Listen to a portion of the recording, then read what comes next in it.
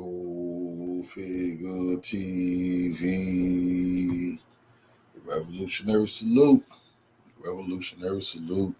Like, share, subscribe. Welcome to the House of Revolution. You know I'm your humble host, the Yao Ming of Revolution. And what do we have here? But first, be sure to wipe your feet. That means hit the like button. You in the House of Revolution. Like, share, subscribe. What we have before our eyes. Let's get right into this. We have a U.S. two-star general found dead after returning from Ukraine. See, they're not telling the people that this two-star U.S. general was returning from Ukraine. I got a video, but I was watching one of my military channels and I seen this. Two-star U.S. general found dead. They're pretending like he was found dead at his Marine Corps Air Ground and Combat Center in California. Revolutionary salute, but that's not true. So here we have U.S. and I found it because after I seen this, I went and looked it up. I had to dig up this information. So here we have the two-star general. He returning from Ukraine. All right, now let's go see what the news got to say about this situation, because you know they lie so much. All right.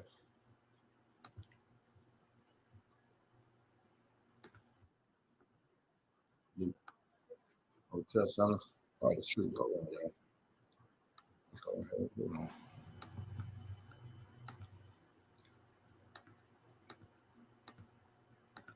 Now, this is the lie they telling people.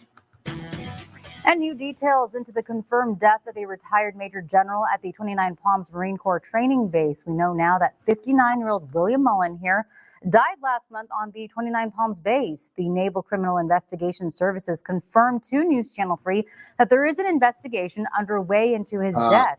The service says it investigates all non-combat or medically unattended deaths for service members. Mullen had served as the commanding general of Training and Education Command at 29 Palms. Was he training in Ukraine? The service says it investigates. Was he training in Ukraine when he was killed? And now they're telling people that he died. He was found dead on the base. Well, remember I told y'all, Russia been blowing up a lot of NATO underground bases and things of that nature. It's been devastating Ukraine as of lately.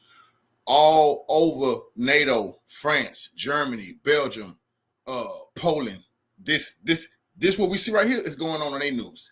Dutch general dies in his sleep. French general dies in a plane crash. He had another U.S. general allegedly died in a plane crash 2 months ago. BS. British general dies jogging. Nonsense. That's not what's happening to these officers. These guys are losing their life in Ukraine. See, he's retired. No, he went to go make that good money in Ukraine off the books. But you know one thing you can't hide? You can't hide your debt. The debt of these officers is real. But guess how they do it? Major general dies on the base. They're going to investigate what happened to him. Man, get the hell out of here. So I had to bring that to y'all because when I seen that, I say, let me put that at the beginning, because we're looking for these type of suspicious deaths of generals, lieutenants, trainers. This dude is a trainer. You know who said they need some training? The Ukrainians. So, I had to bring that to y'all first and foremost to start this program. Salute to revolutionaries in the building, just to let y'all know that is absolutely a fact. And then we got to get right into how NATO is absolutely falling apart. Viktor Orban has met Vladimir Putin in Moscow on a visit that's been criticized by other European leaders. Mr. Orban is the European Union's only head of national government to maintain warm ties with Russia since the full-scale invasion of Ukraine. You see, they're very upset. Sleepy Joe. Well, he don't even know if he's upset. He don't even know where he is morning or night. He don't know what's going on. But everybody else is upset that this guy, Viktor Orban, went to go meet Putin. He want peace. He already said no Hungarian is going to be fighting for Ukraine. He just left Zelensky. I think Europe, seeing how weak Joe Biden is, and they don't understand what Trump's finna do, they finna pull the rug from up under the U.S. and try to go make a deal with Putin. This is what they finna do. This man just left Ukraine 2 days ago. So what would he be going to Ukraine for and then go to Putin? That's to have a conversation outside the ears of the U.S. That's a fact. In 2022, speaking alongside Mr. Putin, he said Hungary viewed its sixth-month presidency of the EU as a peace mission for Ukraine and that his visit was a step to restoring dialogue. But the EU foreign policy chief has said Mr. Orban has no mandate to represent the bloc. Well, for more, here's our Russia editor, Steve Rosenberg, with the latest. This was quite extraordinary. Just a few days after his country had assumed the rotating presidency of the EU, Hungary's Prime Minister Viktor Orban flew to Moscow without his EU hat on for surprise talks with President Putin about the war in Ukraine, sparking consternation in the European Union. So the president of the European Commission basically called this appeasement. And the EU's foreign policy chief said that Mr. Orban had no mandate from the European Council to come to Moscow. Well, Viktor Orban didn't seem to care. He said that this was the second part of a peace mission. He'd been in Kiev earlier in the week for talks with President Zelensky. We need to take many steps to move towards ending the war. But the first important step we've taken today, restoring dialogue. We're grateful to the Prime Minister for coming to Moscow. We see this as an attempt to restore dialogue and move it on. Well, once the Putin-Orban talks were over, we managed to get some reaction from the Hungarian foreign minister. Very strong words from Brussels. Appeasement, you're accused of. Okay, so once again, we are a sovereign country, and without dialogue, without discussion, without channels of communication to be kept open, there will be no solution. Last 2.5 years have made this very clear. I think that Moscow often looks for opportunities to drive wedges between its opponents, to sow division in the West, disunity. And the Russians will be well aware of the optics here.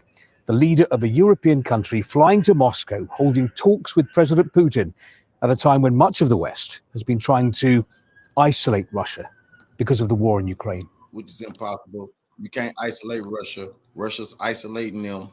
Now, a NATO member going to sit down with Putin and you just ask him what can we do? But why would they be doing that? Let's look at a little bit what's going on in Ukraine. There's a reason why he's going to meet Putin, because every day more destruction.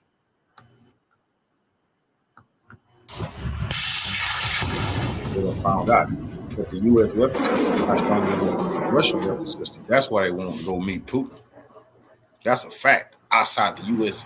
ears. The Northern Military District of the Russian Army has begun using the latest S-350 Vityaz anti-aircraft system in the operational zone in Ukraine, which can attack 12 to 16 targets simultaneously against aircraft and cruise missile threats.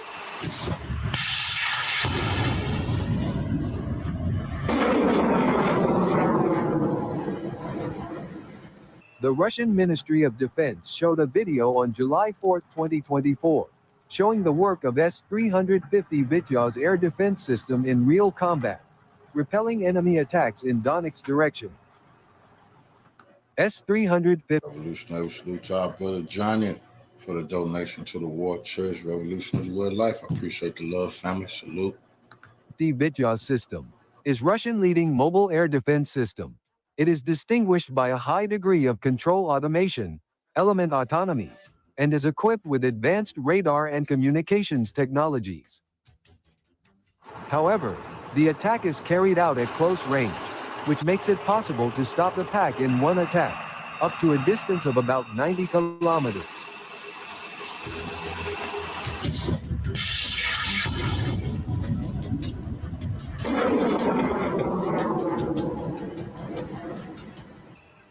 S-350 battery is capable of destroying 16 HIMARS rockets against American ATACMS missiles, as well as British Storm Shadow.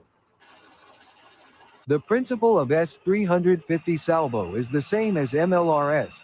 It can find targets precisely and attack with precision-guided missiles. S-350 Vityaz missile system shot down 12 HIMARS MLRS missiles at once, said the commander of the anti-aircraft missile division of the U battle group. We recently worked on a large package of HIMARS missiles. This system worked successfully. Not a single target from the HIMARS hit its target. As a result, we had no difficulty in either detecting or eliminating the package at a distance of about 70 kilometers, the commander said.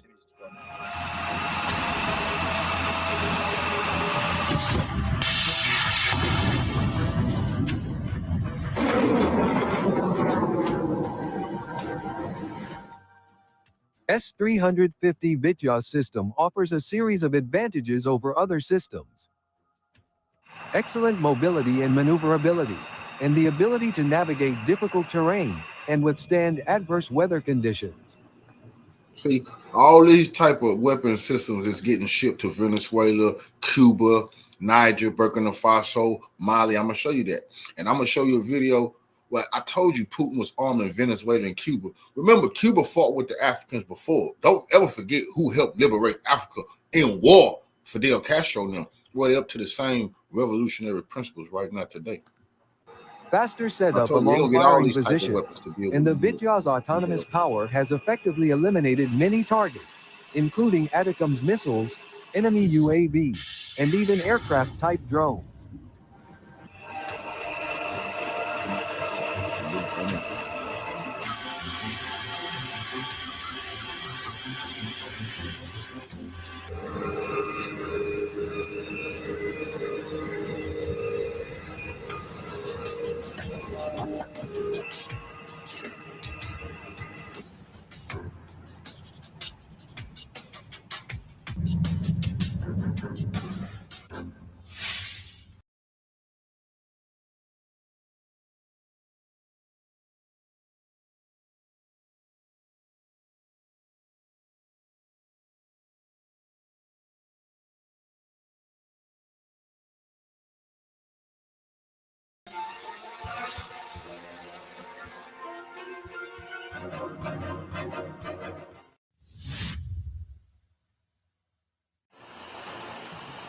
Within 24 hours, FPV drone operators of the Airborne Forces Group Dnieper continued to inflict real losses on the right bank of the Dnieper River under the control of the armed forces of Ukraine. Russian military correspondent released the video on July 5, 2024, regarding the work of their FPV drones and their operations on Kherson front, which destroyed Ukrainian military food warehouses, which were hidden in large trucks. Next, the second drone hit the mortar crew's ammunition supply hidden in a warehouse. The advantages of FPV drones over conventional quadcopters are their friendly, operator-friendly spatial orientation, and very high speed, exceeding 100 kilometers per hour.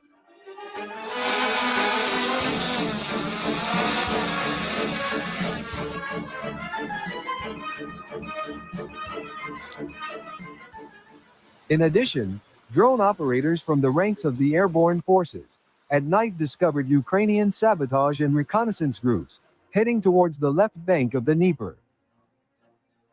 FPV drones stopped their efforts right in the middle of the river, destroying the boats while sinking Kiev's hopes of en route to an area under the control of the Russian armed forces.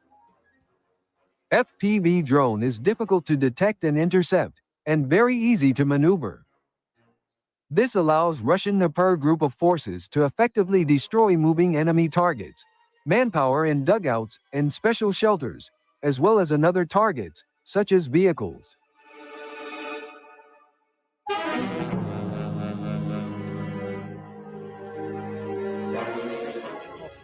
The Russian Ministry of Defense reported on the progress of the operations of the Dnieper Group of Forces unit from June 29 to July 5, 2024. They incurred losses to one mountain assault unit and 4 territorial defense brigades of the armed forces of Ukraine. Ukrainian losses amounted to 635 Ukrainian troops, 1 armored fighting vehicle, 36 motorized vehicles, 24 field artillery howitzers, including 13 US-made M777 howitzers. Additionally, 7 electronic warfare stations and 3 Ukrainian ammunition depots were destroyed.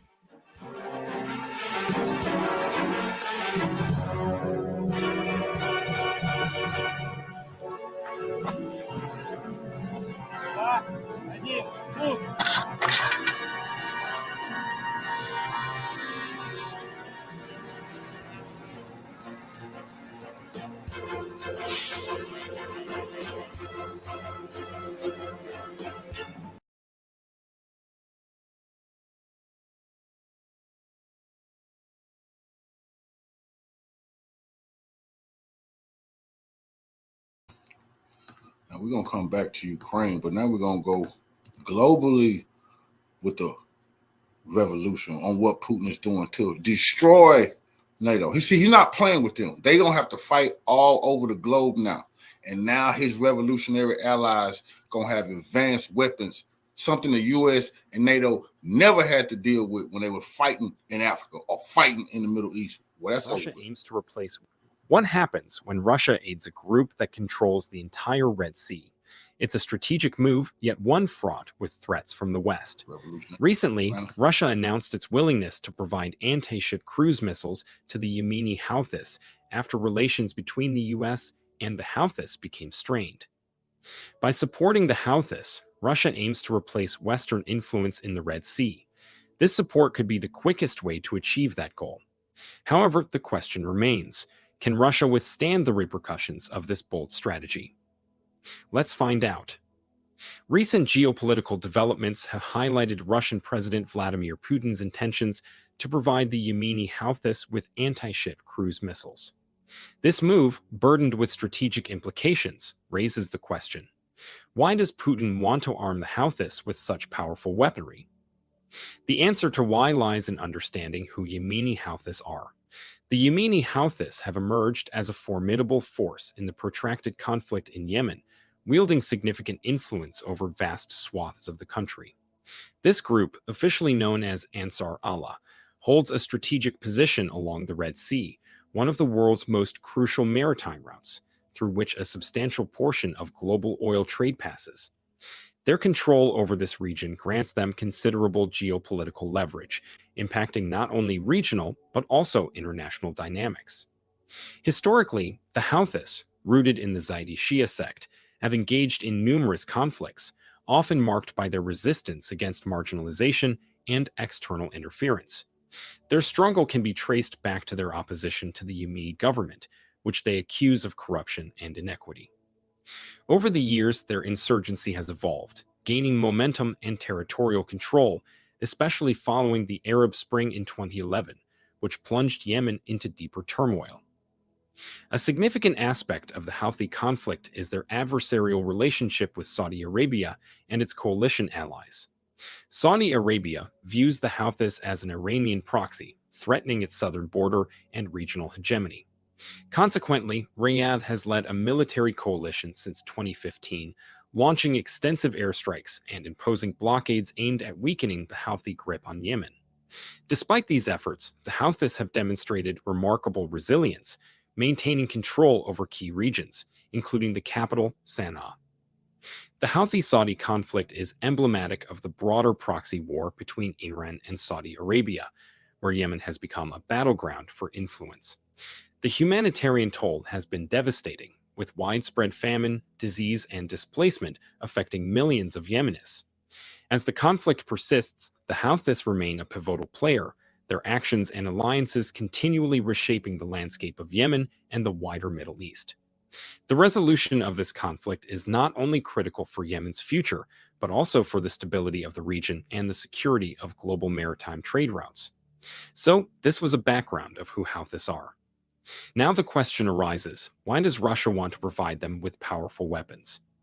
Here's a reminder to please like and share the video and subscribe to our channel to watch more videos on Africa's geopolitics, economy, and changing landscape. Let's continue now. Russia's interest in providing powerful weapons to the Yemeni Houthis stems from a multifaceted geopolitical strategy aimed at expanding its influence in the Middle East. By aligning with the Houthis, Russia seeks to counterbalance Western dominance and strengthen its foothold in a region of immense strategic importance. One of the primary reasons behind Russia's support for the Houthis is the strategic significance of the Red Sea. This maritime corridor is one of the world's most critical shipping routes, facilitating a substantial portion of global trade and oil transportation. Control over this region grants significant leverage over international maritime traffic, making the Houthis valuable allies for any power looking to assert influence on global trade routes. By supporting the Houthis, Russia can exert indirect control over this crucial choke point, thereby enhancing its strategic position. Moreover, Russia's involvement in Yemen allows it to challenge Saudi Arabia and its allies which are closely aligned with Western powers, particularly the United States. Saudi Arabia's intervention in Yemen is viewed by Russia as part of a broader struggle for regional hegemony. By bolstering the Houthis, Russia can undermine Saudi efforts and create a counterweight to the influence exerted by Riyadh and its Western backers. Additionally, Russia's engagement with the Houthis is a part of its broader Middle Eastern strategy, which includes building alliances with non-state actors in countries that are adversaries of the West. This approach enables Russia to diversify its influence and establish itself as a key power broker in the region. Supporting the Houthis allows Russia to project power, secure its interests, and gain leverage in negotiations on a range of issues from energy markets to security arrangements. What else will come along with Russia's help to the Houthis? Russia's support for the Yemeni Houthis extends beyond merely supplying powerful weapons. It is part of a broader geopolitical scheme aimed at strengthening the axis of resistance, an anti-Israel and anti-Western coalition that includes key players like Iran, Hezbollah, and various militias across the region. This alliance is crucial for Russia's strategy in the Middle East, as it seeks to counterbalance Western influence and solidify its role as a dominant power broker. By providing the Houthis with advanced weaponry, such as anti-ship cruise missiles, Russia can significantly enhance the military capabilities of this coalition. These missiles can pose a substantial threat to naval operations in the Red Sea, disrupting critical maritime routes and potentially deterring Western and Saudi interventions. This not only fortifies the Houthis' defensive and offensive capacities, but also indirectly bolsters Iran's strategic position, given its support for the Houthis and shared interests in countering Saudi and Western influence. Moreover, Russian assistance can come with various forms of military and logistical support, including intelligence sharing, training, and technical assistance. This comprehensive support can improve the Houthis' operational effectiveness and resilience, enabling them to sustain prolonged conflict and exert greater control over Yemen. Enhanced capabilities would allow the Houthis to more effectively challenge Saudi-led coalitions, contributing to a more prolonged and costly conflict for Saudi Arabia and its allies. Furthermore, Russia's involvement with the Houthis is likely to foster deeper political and diplomatic ties with other members of the axis of resistance. This interconnected support network can facilitate coordinated actions and strategies across the region, creating a more unified front against common adversaries. For Russia, this means an expanded sphere of influence and stronger alliances that can be leveraged in broader geopolitical negotiations. So, while on one hand, Russia tries to make its ties better with the Houthis and replace the US, how are US Houthis ties going on? While Russia seeks to strengthen its ties with the Houthis and displace the United States' influence in Yemen, the relationship between the US and the Houthis remains highly contentious. Recently, tensions escalated when the US military eliminated 3 unmanned boats operated by the Houthis in the Red Sea. According to the US Central Command, these unmanned surface vessels posed an immediate threat to US and coalition forces, as well as commercial vessels in the region. This incident highlights the adversarial nature of US Houthi interactions and underscores the strategic gap Russia is aiming to fill. The US views the Houthis primarily through the lens of counterterrorism and regional security. The Houthis' actions, such as deploying unmanned boats and other military operations, are perceived as direct threats to the safety of international shipping lanes and the security of US and allied forces.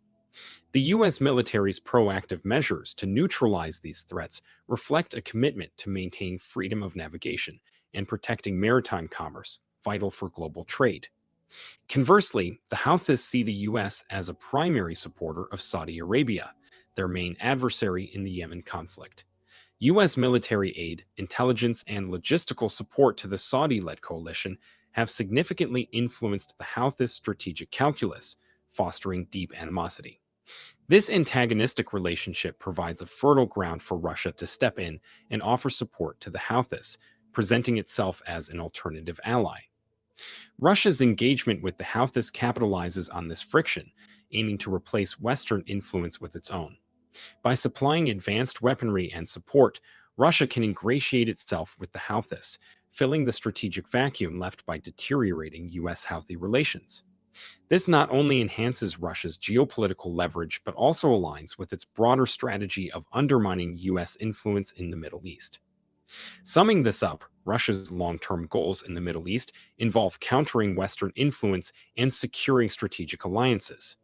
By arming the Houthis, Russia aligns with its broader geopolitical strategy, aiming to enhance its position in the region and potentially reshape the balance of power. This support enables the Houthis to pose a significant threat to Saudi-led coalitions and Western interests, especially in the critical Red Sea maritime corridor. Do you think, at this high time, the US would want to make its ties better with the Houthis? Would they like to change their strategies by any means? Let us know in the comments section. Just to counter Russia, should we expect some change in the US and Saudi?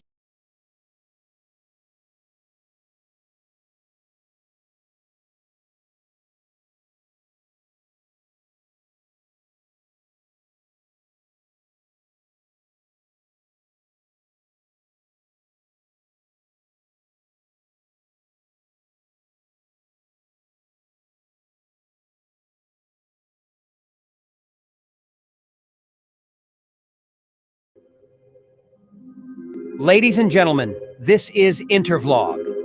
I say this is Intervlog, and I am here once more. I am here because there is one important information I have for you today. And this information is unbelievable.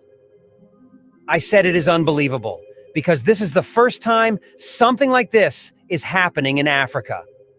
I never in my dream thought that there could be a day anything similar to this will happen in Africa. But it is right now happening, and everybody is seeing it. I know you will ask me, what is that?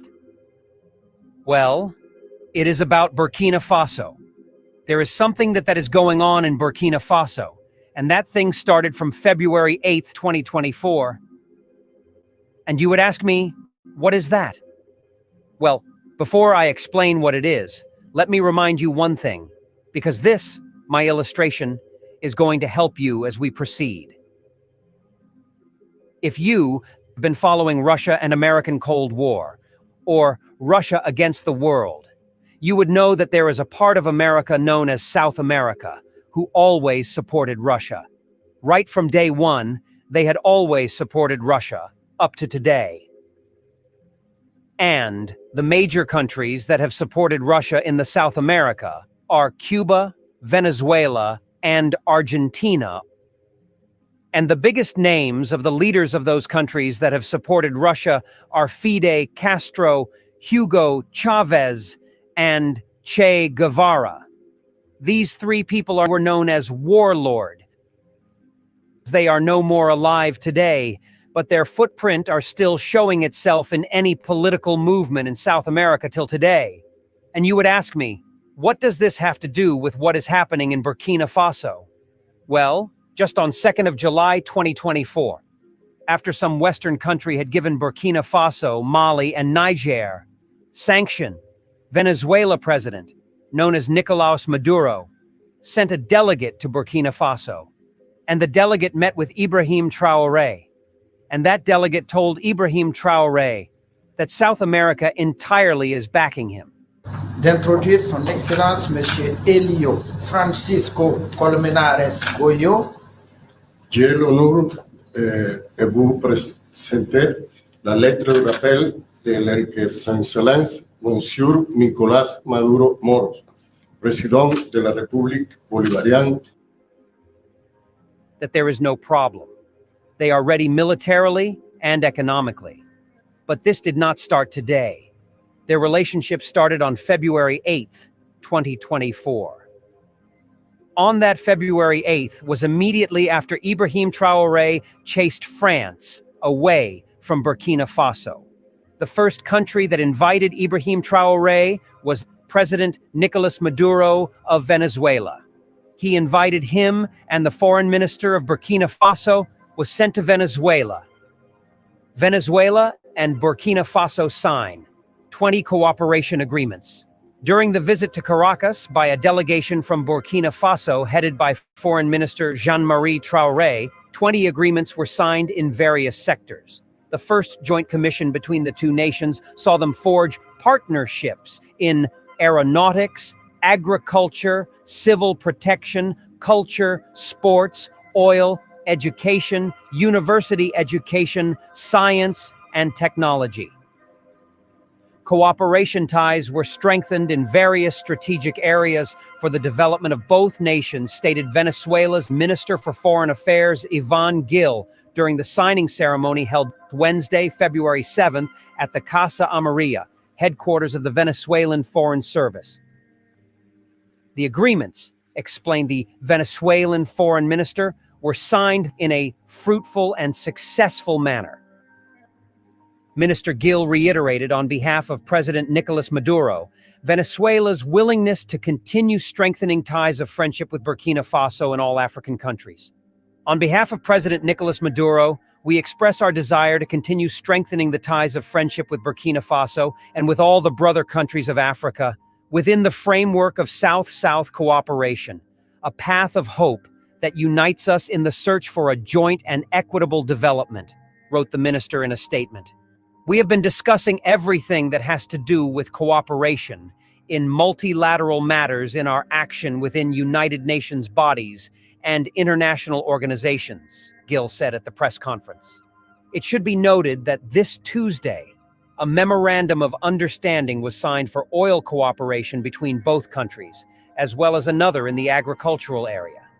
Among the agreements between Burkina Faso and Venezuela, it was established that next week, a delegation made up of specialists and technicians in oil matters will arrive in Venezuela to advance bilateral cooperation. Since President Ibrahim Traoré, no relation to the foreign minister, came to power in September 2022, Burkina Faso has consistently aligned itself in the anti-imperialist camp, expelling French troops from its country in 2023 and embarking on a process of nationalizing its considerable mining resources. And this was how the discussion went that day. Now, after the February 8th meeting, they had not seen again until the meeting they had 4 days ago. Now, based on the conclusion on what I saw here, is that Ibrahim Traoré's popularity is getting louder. When you look at Ibrahim Traoré's friends, you will know that these people mean business, and these people are ready to retaliate in case of anything. And by seeing Venezuela coming to back Ibrahim Traoré, you will know that Venezuela doesn't go alone. Venezuela always go with almost the whole South American countries. When you talk about war, South America. Talk about Venezuela and Cuba. Whatever these two countries agree on is what almost the whole South American countries will agree on. Economically, they are not the strong guess, but militarily, you can't ignore this to people because they are highly related with Russia, not by blood, but politically. And whatever they say is what happens. And when they start fight, they don't surrender. They fight from generation to generation, and they don't quit.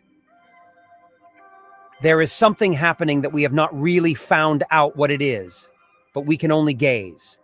But based on my own gazing, I will say Russia, South America, Sahel are preparing Burkina Faso as the new superpower. Because the type of ammunition landing in Burkina Faso is unbelievable.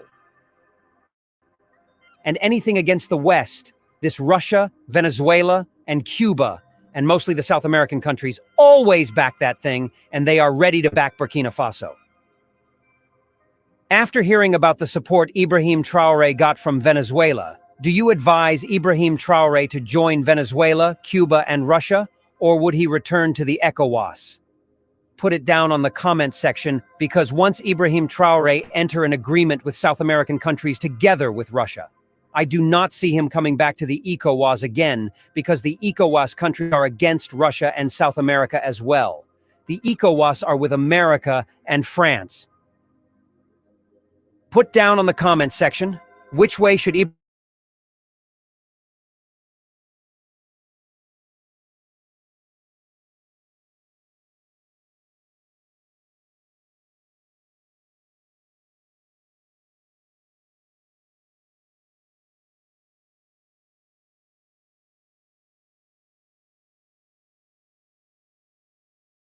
Ladies and gentlemen, this is Intervlog. I say this is Intervlog, and I am here once more. I am here because there is one important information I have for you, and this information is unbelievable. I say it is unbelievable because this is the first time something like this is happening. We know that about a year ago, there was a problem in Mali, Burkina Faso, and Niger, which led to Russia's intervention. And since then, these three countries have been doing well economically. They are also doing well militarily. And some countries in Africa are wondering, why is it that these three countries that had just kicked France out are doing such better than other countries that have been with France for years? Based on this, a lot of people have suspected that maybe many people in future will abandon France. And that is exactly what happened today. As I am talking to you, there is a very big paradigm shift, and that paradigm shift is coming from Republic of Congo. What the president of the Republic of Congo did is unbelievable. This week, President of Congo, Denis Sassou Nguesso, traveled to Russia. And on arriving to Russia, he made a speech that he's coming to Russia is to let Russia know that he has given Russia access to come to Congo and extract all the mineral resources. He doesn't want any other country to intervene. Potassium, iron, phyllophyte, copper, zinc, gold, and diamond. Everything he handed it to Russia. As I'm speaking with you, he is still in Russia, and the Russia was very happy. He had just to sign the agreement with Vladimir Putin. The extraction of all these minerals will commence as soon as possible. Congo, discussing with Russia, involvement of companies to extract minerals. Denis Sassou Nguesso, the president of the Republic of the Congo, arrived in Moscow on Tuesday. On Thursday, he met with Russian President Vladimir Putin to discuss the potential for developing mutual relations as well as regional and global agendas. Congo is discussing with Russia the involvement of Russian companies in the extraction of iron, potassium, phosphates, copper, zinc, gold, and diamonds, the Congolese president said in an interview with Sputnik. There are many opportunities in Congo. We have significant reserves of minerals such as iron, potassium, phosphates, copper, zinc. There are also reserves of gold, possibly diamonds. We believe that Russian partners will be able to find their place here, Sassou Nguesso said. He also said the Republic of the Congo is interested in the production of fertilizers. The country has reserves of phosphates and potassium, and with the participation of Russian partners, it could produce fertilizers. Sassou Nguesso said these issues are being discussed.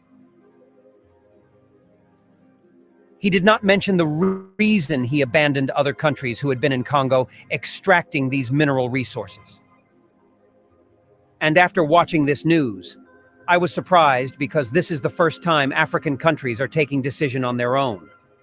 This is the first time I've seen presidents from different countries in Africa waking up and telling one country that, I don't want you, you should go. I prefer the other country to be my friend. It has never happened before. Everything in Africa had been under monopoly. Now, it is no more that way. It's now the highest bidder have the market. And looking at this is good for Africa.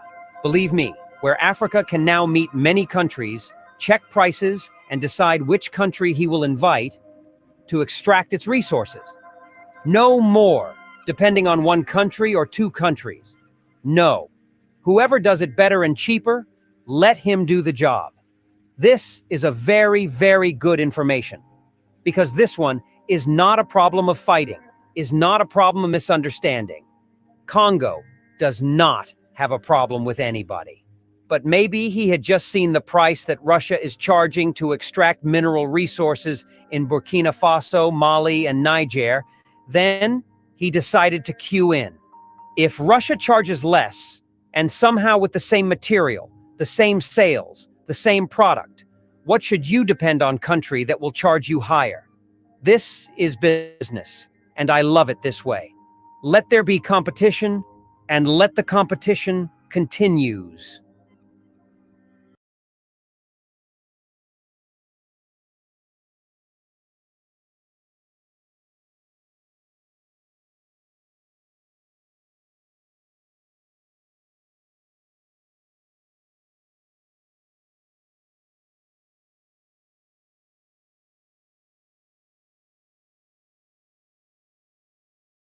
in Kazakhstan, in the SCO, the Shanghai Cooperation Organization, and you think long term, you'll see the reflection of we are on a new trajectory of the multipolar order.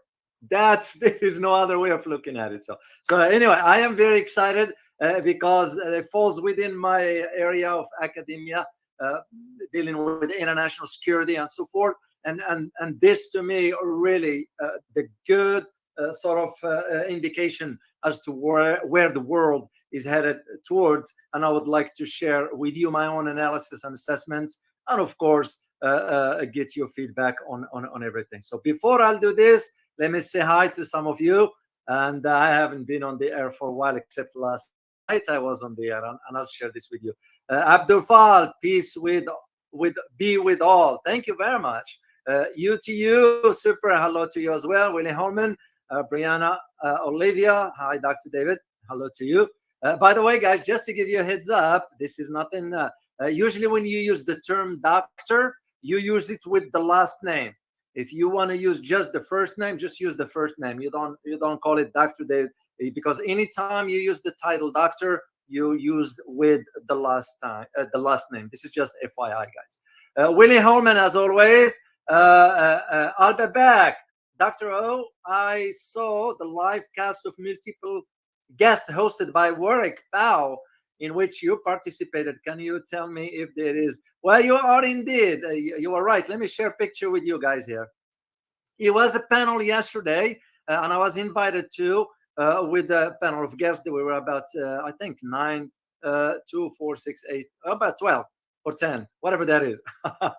It was very interesting. That was hosted by Dr. Warwick Powell. He's the one. So it was Dr. Pascal Lotus, Jerry Gray, Arnold Bertrand, Dr. Jeff Rice. That was me there. SL Kantan, which, by the way, he will be on the channel next week. Einar Tangen, you all know who he is. He was there as well. And Dr. John Pang. So it was very interesting conversation. This is, by the way, an initiative that's going to be launched. We will be meeting on a regular basis to address peace and cooperation that is needed in this world more than anything else. And sometimes you don't wait on the government, citizens, private citizens, we all are. We'll be pushing for that direction. So I'm going to put the video up for you soon, within the next 48 hours, 24, 48 hours. I have to organize it a certain way, and I will release it for you guys to listen. It was about 2-hour conversation, very worth your time. So we'll be sharing this. I will be sharing this with you guys. So let me see also who is here. Coach Ahoy, as always. Massian Dorcier, good to see you. Hamad Siti, Harry Local, good to see you. Juan Casey, John Smith, Albawich Wiggler, hello to you as well. Juan Horn, good to see you. Karakolak, Tennis, and Abel Malcolm, good to see you, Abel. I haven't seen you for a few times now, so hope all is well. In Parshaw, good to see you, Oran and KL. So Peng Wu, Q7E, Sabah al Khair, good to see you as well. All right, guys, let's get into this topic, because there is a lot to cover into this one here. And I wanted to provide you the big picture of all this from a geopolitical perspective, because you need to understand what's going on. Well, of course, the summit of the SCO, the Shanghai Cooperation Organization, just concluded yesterday, and but the dynamics that took place, and this leads me to share with you the questions, because we need to think about. I have one specific question. I'm going to leave it for later. For now, I'll share with you for us just to think. What is the objective of the meeting? Meaning the meeting here between President Xi and President Putin. I'm not referring to the SCO. I'm referring to the private meeting between the two leaders. Second one, because that's what the topic is all about. Second one, is this yet another sign of the new multipolar order? It's clear to me. Third, is China and Russia managing this new order? And the fourth question is Western hegemony coming to an end? This is, to me, the key questions that we ought to think about them in terms of what we're going to be covering today. And I have a lot of pictures, guys, that I'm going to be sharing with you. I spend a lot of time, even though we had the 4th of July, the holiday, whatever. To me, it wasn't a day off. It was a work day. Yes, I did enjoy some food at Elizabeth's place and all that. She made a good stuff for us there. But in the afternoon, I came over and did some work. And that was part of why I organized all this for you. So the key, as I said, we're going to be focusing on the second, by the way, this is the second in few months, meeting between President Xi and President Putin. And this, of course, while they were attending. Revolutionary salute to our brother James White for the donation to the War Chest Revolutionary Way of Life. And I appreciate the little family. Salute. The SCO summit in Kazakhstan, in Astana. This is on the sideline. But again, you put this under the lenses of international relations is significant, because once you know, which I'm going to share with you as I move forward, as far as the final communique, like I always say, you read the final communique, it gives you an idea. Now, mark my word on this, many Western think tanks is going to now dive into what the heck does SCO mean by this? How can we translate this? How can we interpret this? What will it mean for us moving forward? And you all know what's going on in Europe and what's going on in the US. The Western, the collective West, it's the beginning of the end is here. It's going to go gradually. And this is what we're going to be talking about in this. So I had a chance to read an article, by the way, by Emma Burrows. And that's what I'm going to also be reacting to it to a degree. But I also have my own analysis from different sources that I read. So, like I mentioned, let me share the picture here. Because I'm going to talk at the same time, share the pictures with you. All right. Where is this one right here? I got like tons of pictures for you guys just to see. So President Putin and President Xi met on Wednesday, because the summit ended yesterday, but they met on Wednesday on the sideline of the SCO that's been hosted by Kazakhstan during their summit. That's what it was. So President Xi and President Putin, remember, they just met in May. You all remember that trip, right? When the Kremlin leader visited Beijing. In other words, when Putin went to China. And again, why is that? It's because that to highlight and emphasize on the global stage the partnership, the strong partnership, the friendship, the whatever term you want to use of this relationship between China and Russia, that is also aiming at opposing the global, the collective West, because the West is being hypocritical. We're saying we stand for the rule of law, but we are doing the opposite. We're saying we're going to do for trade and we're imposing tariffs. We're saying we're not going to foment tensions and we conduct coups. You got the idea. To me, that picture or that visit back then in May, and now the summit in the picture you're looking at between President Putin and President Xi, that's to me cement that notion of the promotion of the multipolar. And that was exactly the conversation we had yesterday that was hosted by Dr. Warwick Bao, as far as the multipolar, the peace that we want to promote, we, the people, every citizen. Remember, all of us came from different parts of the world and contribute the knowledge. This is where credentials comes in. You're going to have to understand this. Sometimes you have to articulate the issues in the right way, and you have to have the credentials to move the needle in the direction that needs to be. Because we're not going to count on governments. This way, people will become more aware of. And this is exactly what this meeting, in my opinion, between President Xi and President Putin signifies. This is why I asked the question. So now, before I move forward, we need to know what is the SCO. Once again, I don't assume everybody knows what the SCO is. So I'm going to take you through a brief history. I'll provide you the link later on, and you guys can read up on it. So SCO, stands No. for the Shanghai Turkey and the president of Turkey, Erdogan, he met with Putin yesterday at this meeting. You see, that's why. Then you see, and he's the second largest army in NATO. Turkey is. That's why the U.S. and the EU and NATO, they're very weary right now because everything crumbling around them, and powerful individuals is meeting with Putin and not meeting with Joe Biden. The whole world see that it's a waste of time to meet with Joe Biden and weak EU leaders. Cooperation Organization, which is a permanent intergovernmental international organization established in 2001. The date exactly was June 15th in Shanghai by the Republic of Kazakhstan, the People's Republics of China, the Greeks, or Greekistan, that is a republic, the Russian Federation, and the Republic of Tajikistan, and the Republic of Uzbekistan, of course. So this is what was known back then. Does anybody know the other name that was known for? So I just want to check with you here out of curiosity. What was the other name ACO was known for back then?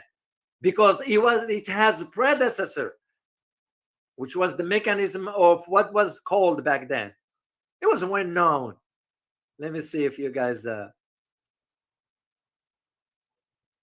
let me see.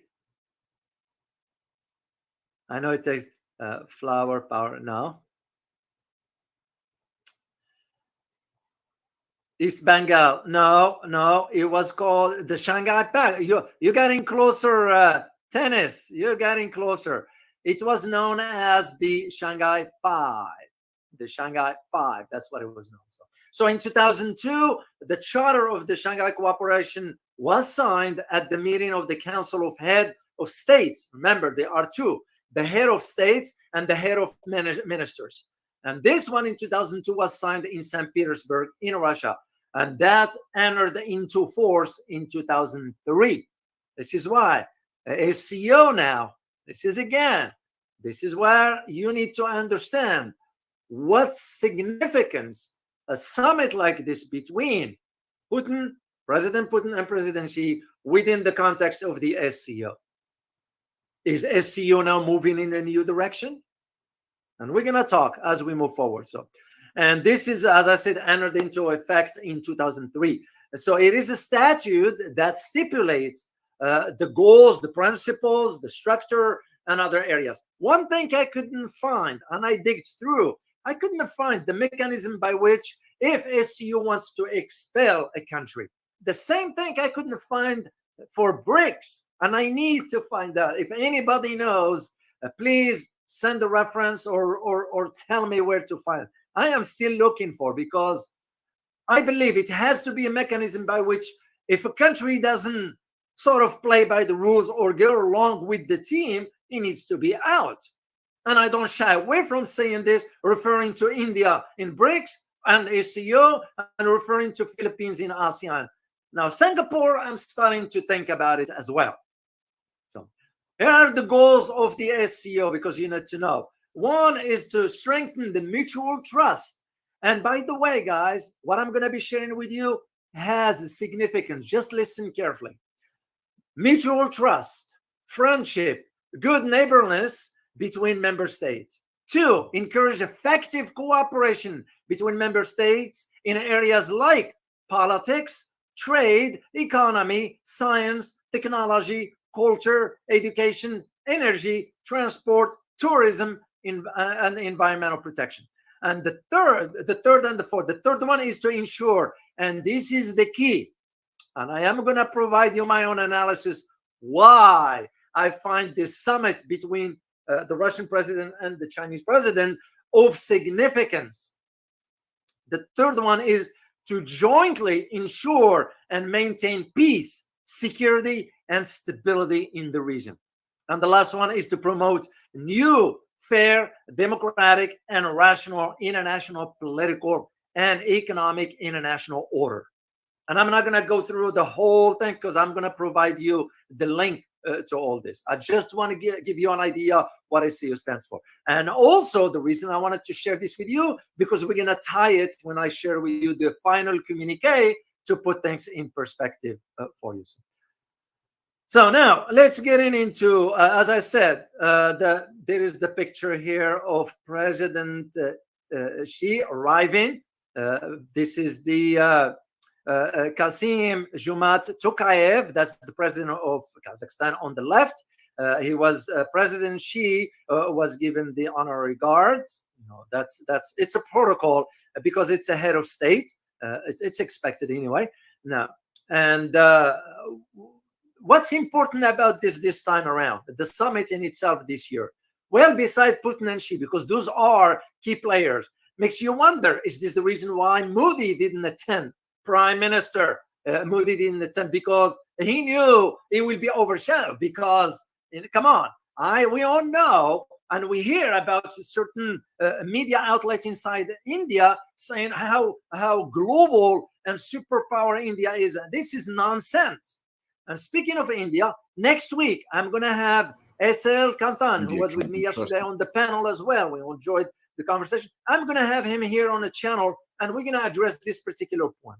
I'm even thinking about inviting those who are pro-Indian government to come to my channel here, and we'll debate. I'll be happy to host this debate, and we'll put the dots on the letter, as we say. Because where India is saying we are superpower, well, hold on a second. To me, when Modi decided not to go, even though media inside India is saying, oh, he has to deal with the parliament, it's nonsense. He didn't want to go because he knew he will be overshadowed by the presence of both leaders that are managing the new multipolar order, China and Russia. And please correct me if I'm wrong, guys. So listen to, not listen, or rather, I'm going to share with you who's attending, just to give you an idea. You got the Prime Minister of Pakistan, Shehbaz Sharif, another corrupted individual. President Shavkat of Uzbekistan, President Emomali Rakhmov of Tajikistan, President Sadir Zaparov of Kyrgyzstan, President Alexander Lukashenko of Belarus. Why is this important? It's because Belarus was given full membership in the last day. That tells you what, guys? What does it tell you? The influence of the Russians inside the organization. I'm sure the Russians convinced all others that, because you have now attendees to the dialogue like Turkey, like Qatar, which I'm going to address. So it makes you wonder, what is the Turkish president doing in ASEO? Okay, is because Turkey also expressed interest in joining BRICS. Now, some will agree, yes, it's a good idea. Others will say, no, it's not a good idea. What do you guys think? Should Turkey join the ASEO and BRICS? Yes or no? That's it. And I'll share my own opinion later on. So let me see your answer here before I'll keep going into my own conversation.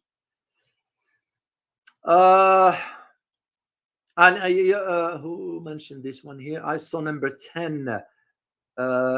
Tennis, you are correct. There are now 10 members of the ASEO, which means what?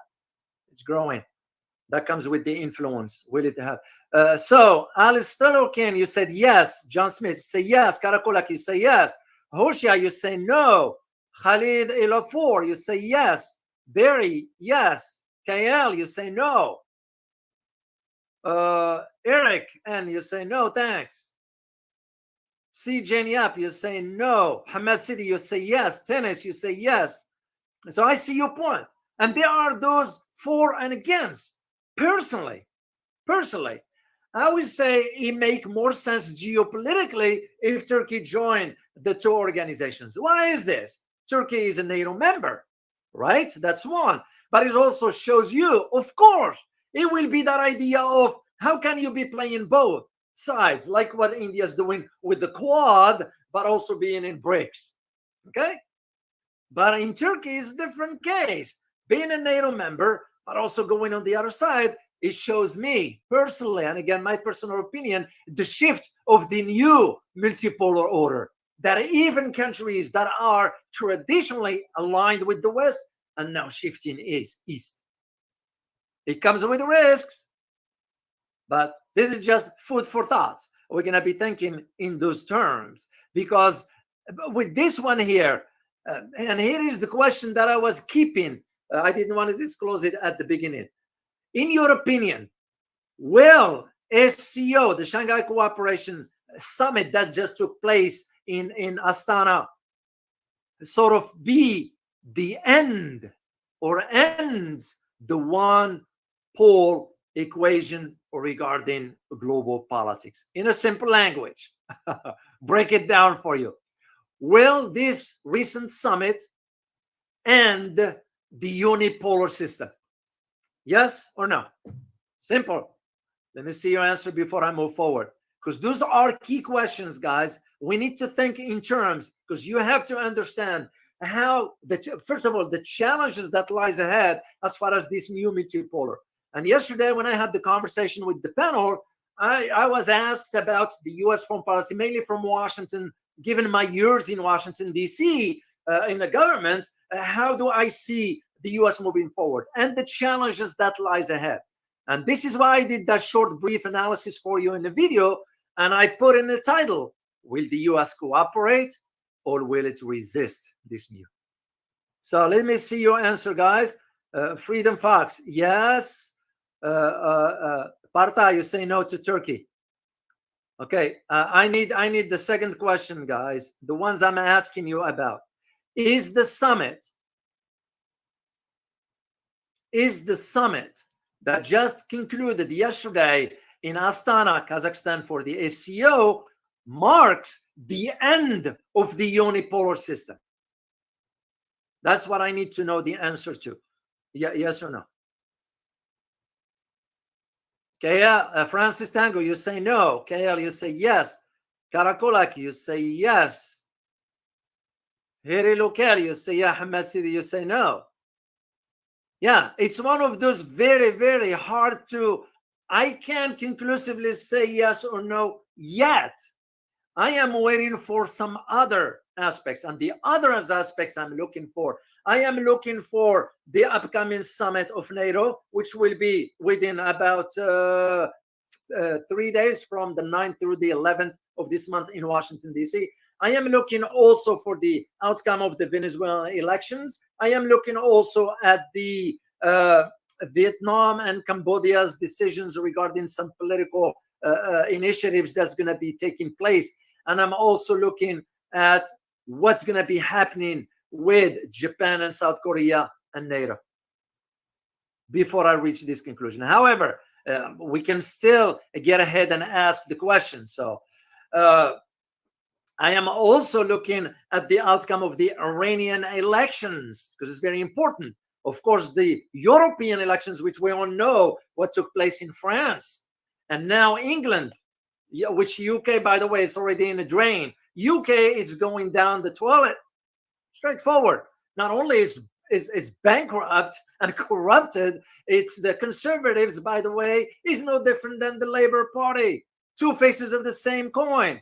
Meet the new boss as the old boss. As one of you guys made the comments about how subservient both political parties to their master, which is true. So those are the things I am waiting for before I reach this conclusion. That is so. What's interesting that I found in the summit is the guests that were invited. That included Recep Tayyip Erdogan of Turkey, but also Ilham Aliyev of Azerbaijan. He was also attended. And the third person that was a guest, guess who? He was none other than this individual. I hope I have a picture. Yes, I do. You guys know who this is, right? That's the Secretary General of the UN, Guterres. So to me, an invitation like this ain't happening in vacuum, because it is also for Guterres to have one-on-one opportunity with the Russian president regarding the Ukraine war. One-on-one with the Chinese president regarding what's going on, the tensions that the... But again, you and I know, and as a matter of fact, the final communique of the SCO mentioned about the much-needed reforms at the UN. UN, as I've always said, and I've been saying this for the last 20 years, UN is toothless. You know part of why? We control part of the budget of it. To me, the UN shouldn't be in New York to begin with, because we control the process, who comes in and who doesn't come in. At one point, we didn't allow, I think, the foreign minister of Iran or somebody from a country that we don't like, we didn't allow him to go outside the UN headquarters. What the heck? You can't control the process that way. It's an international forum. So that means maybe we shouldn't have it here, and maybe it shouldn't be headquartered in the US. Now, some say, well, you put it in Switzerland. Well, Switzerland is not neutral anymore. You know, gone Switzerland, because the way it embarked regarding the Ukraine conflict. I don't trust them. Gone Singapore itself. I used to think that Singapore was not anymore when they went ahead with their limited sanctions on Russia. You know, to me, that's like you couldn't say no to the US. So where is this neutrality? Even Scandinavian countries, which, by the way, recently the Finnish government in Finland, in Helsinki, gave the authority now to the US to have access to 15 bases. Those are small FOBs. We call them FOBs, forward operating bases, FOB. They gave the US the full authority. So even Finland is not neutral. Scandinavians are gone. You know, where is this neutrality? There's nothing there. So they couldn't. So, but the point in all this, guys, the idea of the UN, the invitation is because the UN sees the opportunity. Of course, the invitation was extended to it, but it sees an opportunity for playing a role in the big clubs. That's, to me, the way I see it. Because here is why. Eurasia, it's the center, by the way. Just go back in history. Go way back. What you're going to find? You're going to find that whoever controls the routes in Eurasia has a much better chance from a security perspective, from a military, from an economic. This is exactly why when you take a look, and I'm going to share with you the final communique to put it in perspective and why. So, and of course, like I mentioned earlier, the Prime Minister of India ended up sending his foreign minister, Jansakar.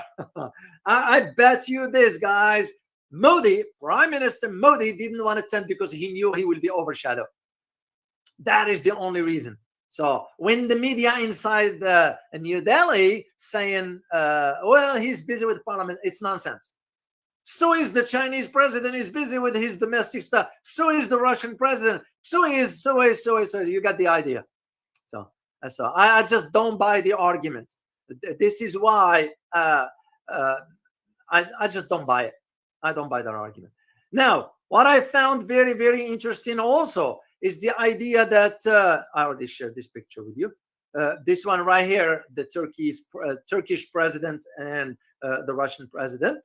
What I found interesting is another country that was invited. This one here was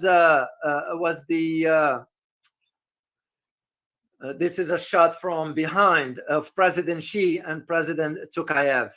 So that was just taken from behind during the arrival of President Xi. This is the image of President Putin arrival. This one here is the two leaders. And this is inside the presidential palace because they gave in a protocol for the Chinese president, that is.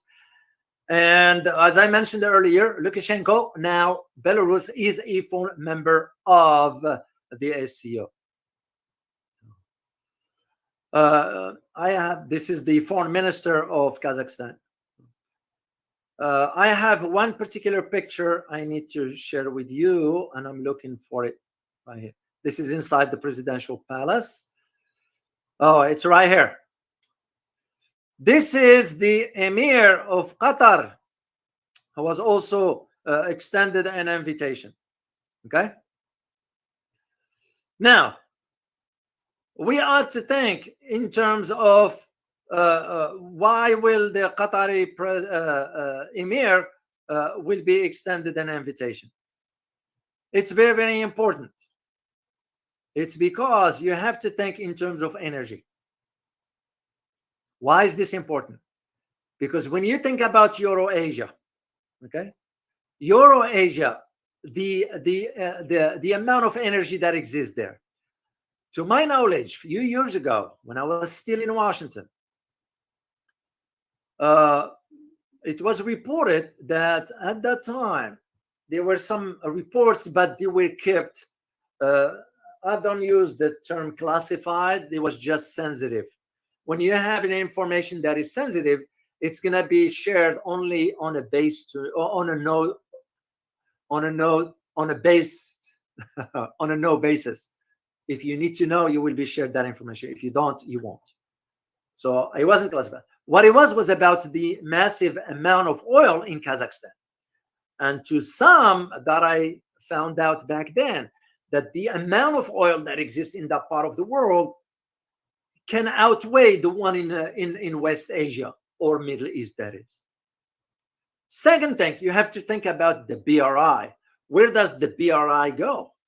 What are the routes? This is where that security comes in. And as you will notice, and I'll share this with you, as far as the final communique, the keywords about the importance of ensuring security and non-interference from foreign entity that aims at one thing and one thing only: to preserve and keep that region from Western interference. Qatar is seeing the opportunity because you all know Saudi Arabia pivoted already east. Kuwait, Bahrain, and United Arab Emirates, they already pivoted east, even though they still maintain relations with the US. But in the case of Qatar, remember, they signed a deal with China for 25 years that Qatar will provide China with gas. And at that time, I remember the European Union approached Qatar, but Qatar said, no, thank you, we're not interested. However, Qatar went ahead and signed the deal, a long-term deal with France. So Qatar is looking at it from the perspective of where the trend is headed. Do you know the Qataris government knows that we are already in a multipolar system. And in a multipolar system, like I mentioned when I did that video for you guys, you either cooperate or resist. Of course, Qatar is not going to resist in it because they're looking at it from an economic perspective, and it makes perfect sense. This is the reason why. And this is why when the summit, which what we are talking about, the private summit between Russia, you have Russia on the right and China on the left on this picture here. And we give credit, by the way, to, let me see who. Yeah, that's the Reuters. Those are the picture belongs to. Just to highlight to you that idea of where this is going, and this is why Qatar also was extended the invitation. It's because the idea for you put the meeting between the Russian president and the Chinese, and you put the summit, the SCO in general term. And what you notice is that one of the key pillars, this is exactly what the statements coming out of both the Russian president and the Chinese president. What they stated, and I quote here, one of the key pillars of a fair multipolar world order. Keywords. The question we need to think now is China, or are China and Russia the ones that are managing this new multipolar order? And the answer is clear.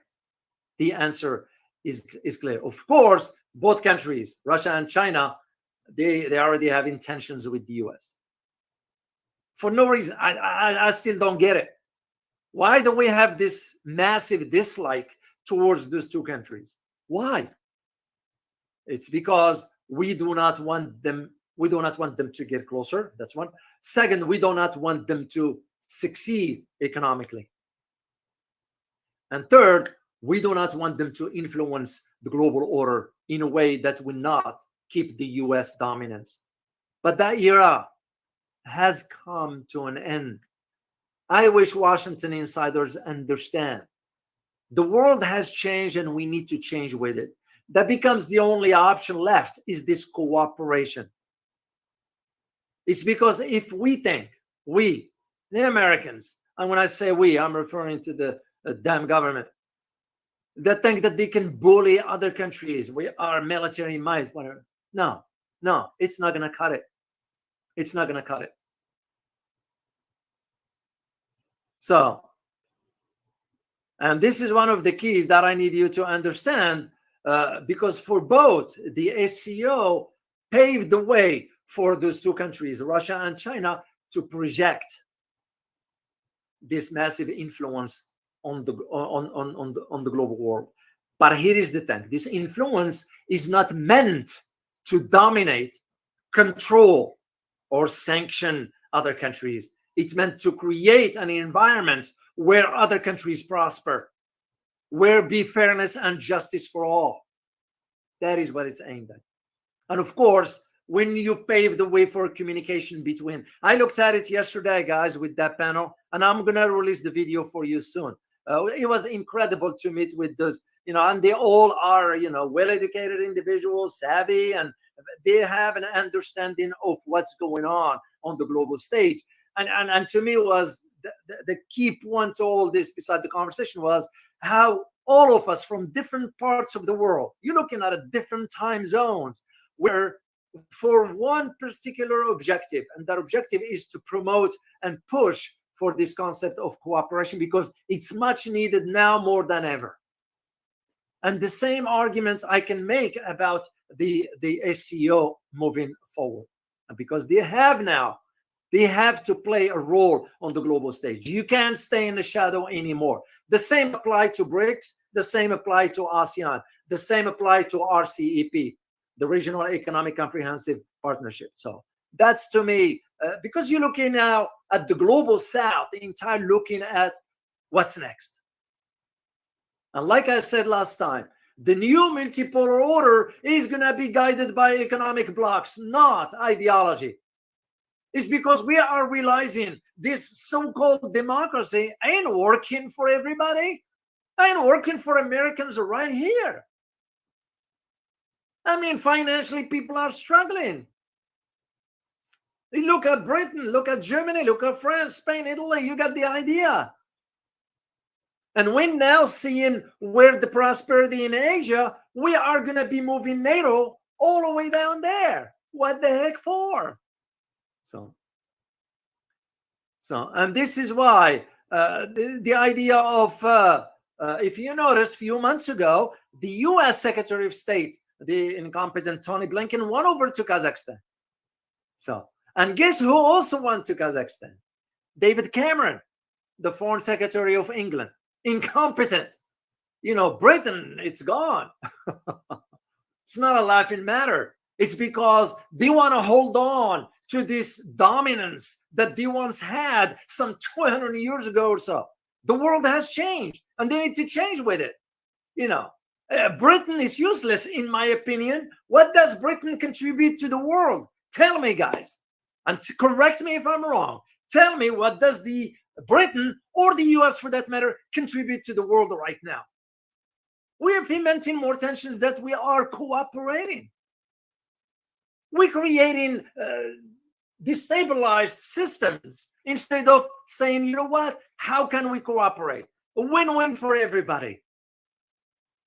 And I still believe, guys, if I am to take you back some 3 or 4 decades, or what have you, back in the early 70s, if we sat down with the Chinese and the Russians, the Soviet Union back then, and sat down together and hash out our differences, share the respect, the world will be in a different position today.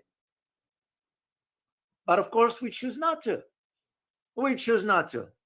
So, and this is one of the key to understand as far as how the SCO is moving into that direction for, especially through the final communication. And I'm going to get into the section of this one. By the way, it was one of you guys by the name Book of Job 3X 8. They put, and I quote here, would like to hear your analysis on U.S.-Russia relationship when Trump gets back into office. Russia has been trying to be part of the EU family for years. What if Trump convinced the EU to finally accept Russia into the EU fold, or even induct Russia into NATO?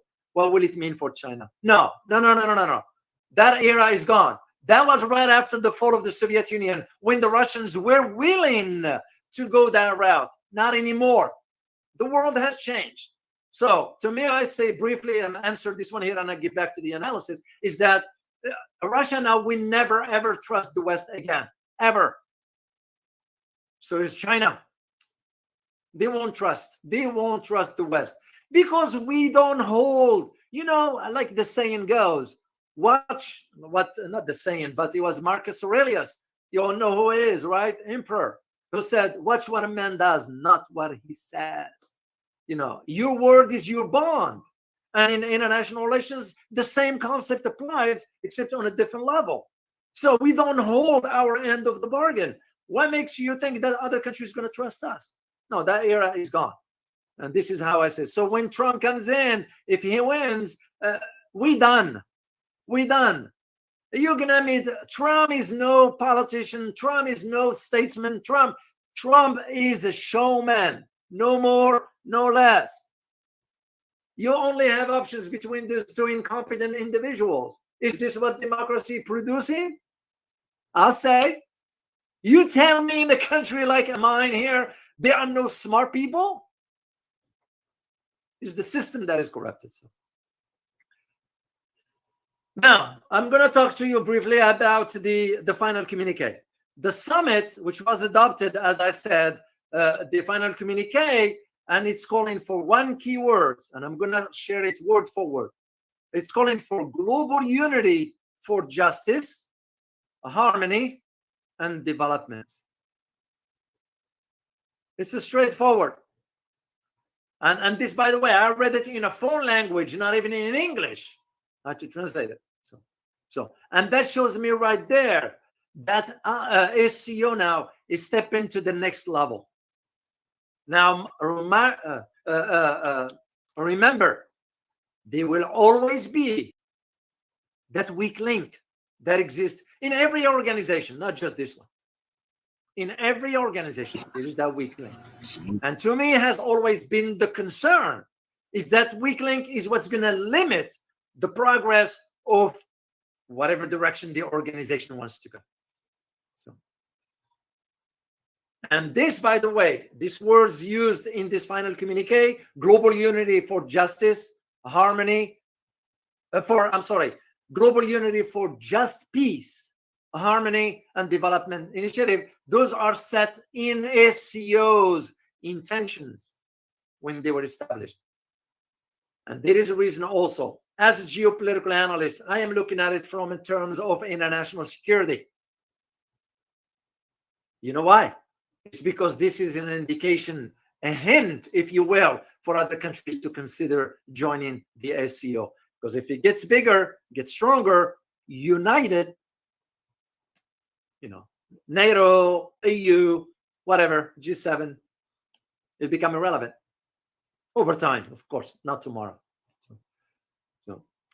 And I'm going to read this word forward for you guys because it's the way it was articulated, and I'm going to put the link for you. It says, and I quote, let me see where it was, because we need to quote it right. Yeah, this one through Al Jazeera in Arabic language. That's what it was. So, and I know most of you do not speak Arabic, but some of you, but I'll be happy to put the link for it. So what it says, basically, member states stress that they do not, listen to this carefully, they do not participate in the adoption of any decision aimed at interfering in international affairs or contrary to international law. And they will take measures to prevent any activity contrary to the principles of state sovereignty and territorial integrity. Spot on. Those are words that are very measured. and hints to you as to what type of multipolar system we're going to be in. It is already here. I know sometimes I use the term emerging. I use the term emerging for Western audience because here in the US for us, they don't understand the world has already changed. You and I know that the multipolar is already here. It's just not 100% yet. And that's why I keep using the term emergence. So, and this is why the wording of this highlights specifically this particular point. To me, it's poignant. And this, by the way, these words here suggest that now the focus is going to be also on the security aspects. Yes, SCO has a key security aspect to it, but trade is another, or the economy is into one of its pillars. So then comes the multipolar world under the lenses of the SCO. So, because once again, the SCO final communique also stressed the need to increase the influence of the SCO as one of the major assemblies in a multipolar world. Remember, the wording is the key. It didn't say, the final communique stressed the need to increase the influence of SCO as one of the major assemblies in the world, in a multipolar world. That gives you a hint right there, because it will take measures to eliminate conditions conducive to, for example, interference, and rightly so. Another point in the final communique was also about the UN, United Nations. Well, guess what? SCO called for the much needed reform of the UN. And why is this? Because the need to represent developing countries, because the UN to me is controlled, even with the UN Security Council. You know, why do we have 5 permanents that decide for the rest of the world? Why one will control the outcome? We all know what happened with the conflict in Gaza and how the US objected the ceasefire. One country. We shouldn't have that power. No country should. And as a matter of fact, I read one time that Sergei Lavrov, the foreign minister of Russia, suggested the need to reform the UN Security Council. He himself was saying this. And of course, this shouldn't be permanent. There is no such thing. If we are to talk about true democracy, what are we talking about here? So the reform of the UN is because the UN is so weak. That is the reason why I highlight this one. And of course, the final communique didn't miss the opportunity, and rightly so, to address the Israeli-Palestinian conflict. Yeah, and I read the statement. It stresses the concern, member states, meaning the SCO members, about the worsening of this conflict, and strongly, this is the key word, and I'm quoting this, strongly condemn the actions that have led to numerous civilian casualties and the catastrophic humanitarian situation in Gaza Strip. End of quote. So, to me, it was straightforward. And of course, the highlight of the whole SCO is that Belarus was admitted to the organization. It was overwhelmingly approved. So now there are 10 members. And the one you noticed here, this picture. Let me bring it back up here. No. This one about the Qatar. Qatar is a dialogue partner. By the way, there is more than one partner, the dialogue partner. It includes also Turkey, Azerbaijan, Armenia, Saudi Arabia, Egypt, the United Arab Emirates, Bahrain, Kuwait, Maldives, Myanmar or Burma, Nepal, Cambodia, and Sri Lanka. So that's what was important. Qatar is also calculating. It's strategic calculations. That's all it is, guys. When it comes down to geopolitics, is the national strategic interest. Straightforward. Yeah, Qatar will maintain some relations with the US, Because you're not going to turn the page overnight. It's going to take time. Simple as that. But one thing is sure is that the meeting between the Russian president and the Chinese president was second in a few months. That speaks volume in itself. And again, once you learn about, pardon me, once you learn about how, I gotta get some water.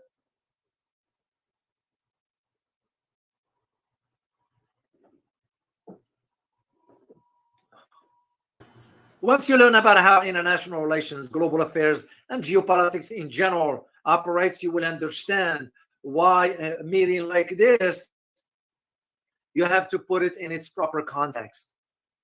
That's why it's very important to understand this one. Let me see what else there, and that's it. I'm going to answer some questions for you.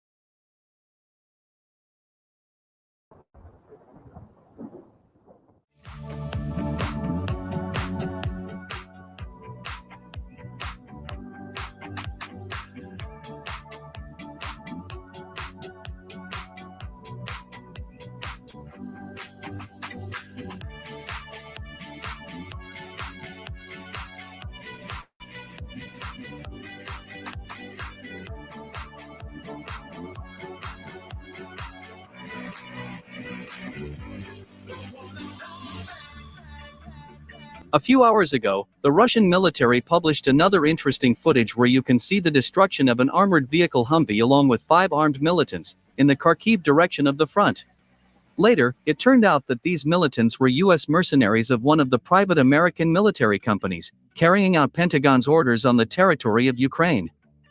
So, the footage clearly shows how a Russian FPV drone strikes an American armored vehicle along with armed mercenaries. It is noteworthy that after the first strike, the mercenaries did not even try to escape, which indicates that many of them died on the spot, or were seriously injured. To finally finish off the armed mercenaries, the Russian military launched 2 more strikes on an American armored vehicle. The footage shows how the second FPV drone misses the target and hits nearby trees. However, the third drone accurately hits the target, leaving no chance for wounded mercenaries to survive. It is reported that as a result of this attack, 5 American mercenaries were killed. Most likely, they were active duty soldiers and officers of the U.S. Army, and were on the territory of Ukraine under the guise of representatives of private military companies. They gonna lie to us about what happened to them.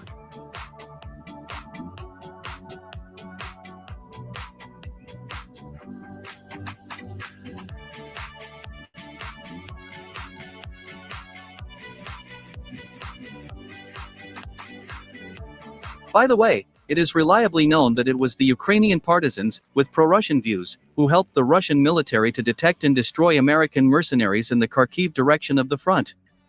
It is reported that these were Ukrainian partisans from Kharkiv, who gave the Russian military all the necessary information to destroy these U.S. mercenaries.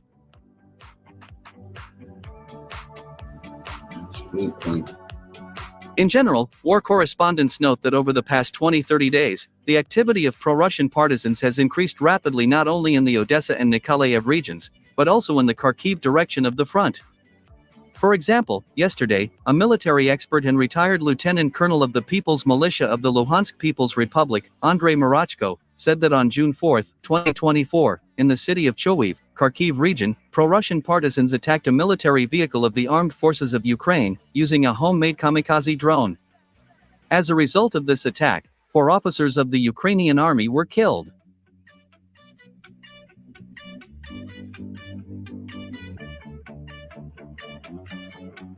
Moreover, similar incidents also occurred in Odessa. Over the past few days, 3 military vehicles of the Ukrainian army have been destroyed in this port city. It is reported that these military vehicles of the armed forces of Ukraine were destroyed by arson and improvised explosive devices.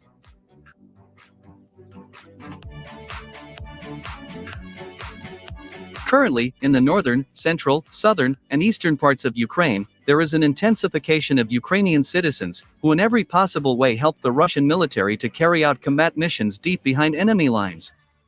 Many of these Ukrainian citizens even joined the pro-Russian partisans and are actively fighting against the Ukrainian army and NATO forces.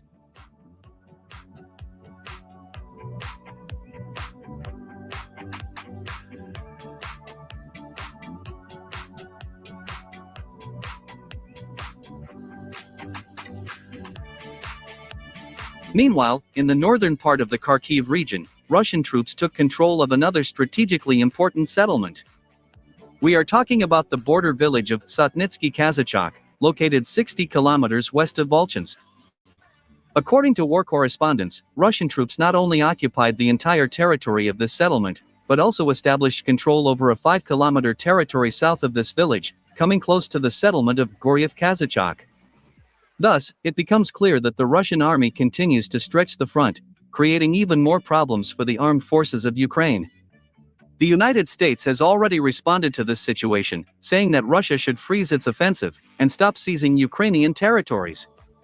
In particular, Assistant Secretary of State for European and Eurasian Affairs, James O'Brien, officially declared that if the Russian army continues to capture Ukrainian towns and villages, expanding the front, the United States will allow the armed forces of Ukraine to increase the range of missile strikes on Russian territory.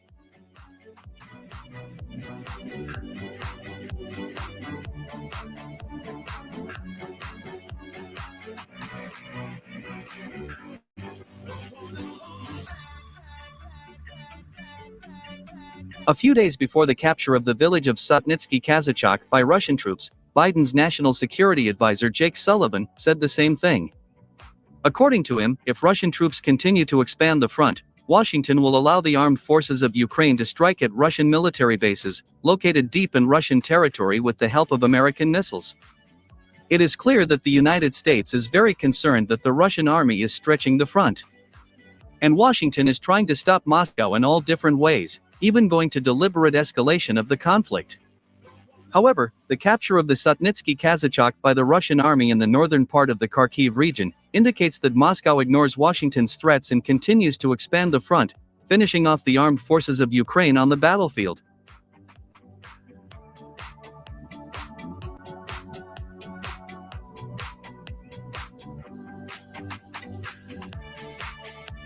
Commenting on this situation, war correspondents noted that shortly, all remaining border settlements in the Kharkiv and Sumy regions may come under the control of the Russian army. According to the head of the military administration of the Sumy region Vladimir Artyuk, Russian sabotage and reconnaissance groups have significantly increased their activity in the Sumy region.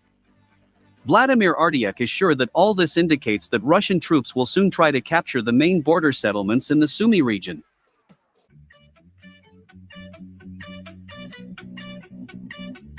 Moreover, the General Staff of Ukraine confirmed that the same activity of Russian sabotage and reconnaissance groups is also observed in the Chernihiv region.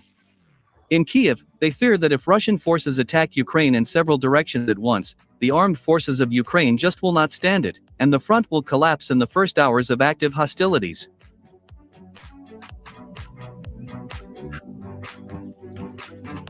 However, military expert and head of the Ukrainian Center 3rd Sector, Andrei Zolotarev, expressed confidence that the Russian army will adhere to the so-called creeping offensive, gradually, slowly gnawing off pieces of Ukrainian territory.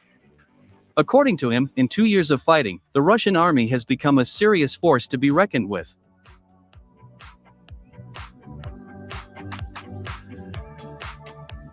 We should not assume that the Russian troops will make any mistake that will complicate their position on the battlefield. On the contrary, what is happening on the battlefield now indicates that the Russian troops are carefully considering their every step.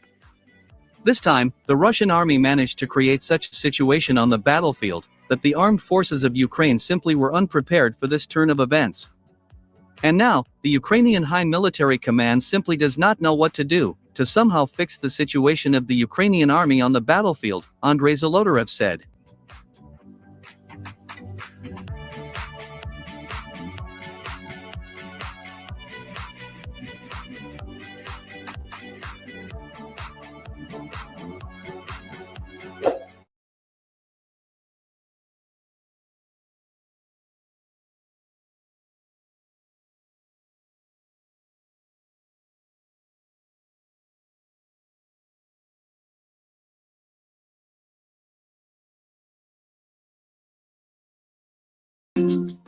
It appears that once again, NATO has rejected Ukraine joining their force. That's right, ladies and gentlemen. Believe it or not, Zelensky is trying very hard here to get Ukraine to be a part of NATO. Well, NATO has rejected it again. This time, they have rejected Ukraine because, according to NATO, Ukraine is just too corrupt. Imagine that, ladies and gentlemen. Imagine that. Too corrupt. Let's get into it from Telegraph. Ukraine to be told it is too corrupt to join NATO.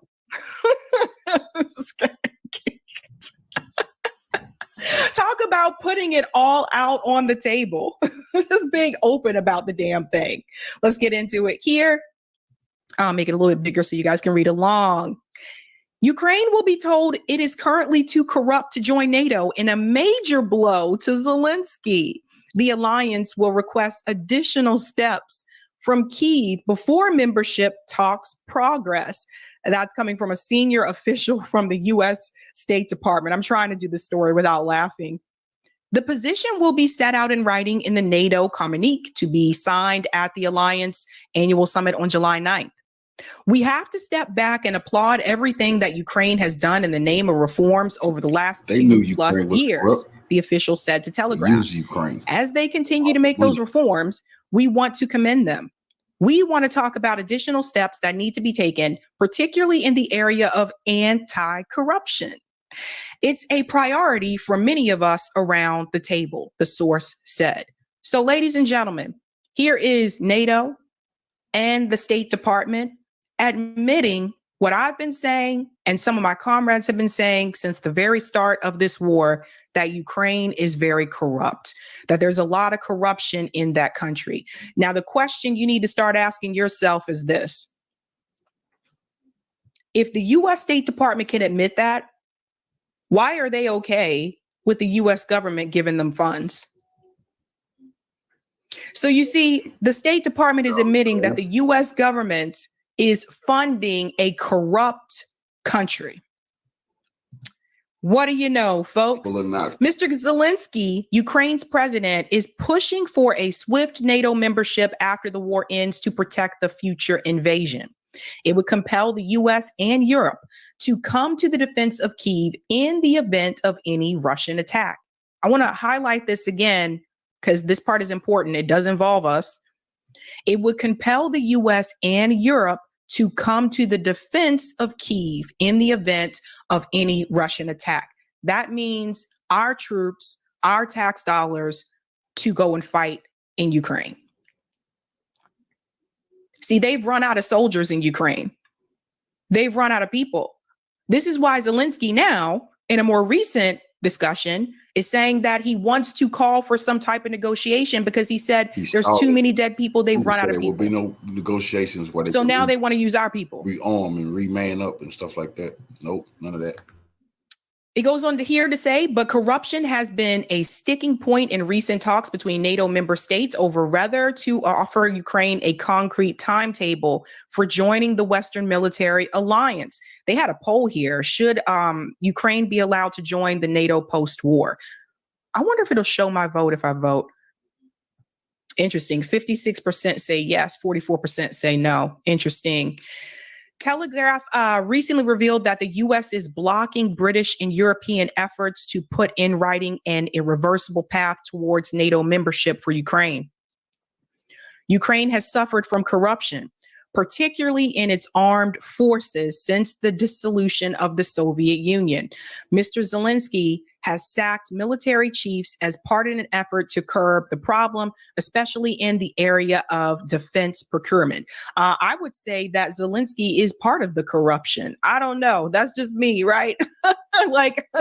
Okay, let's be real here. I don't think it's just in the armed forces. Joe Biden raised significant corruption in an interview with Time magazine this year, during which he ruled out supporting the NATOization of Ukraine. So now you have the State Department and the President of the United States admitting that Ukraine is corrupt. And since the very beginning of this war, when independent media has been telling you about the corruption in Ukraine. Corporate media has denied it at every turn. They said that we were misinformation.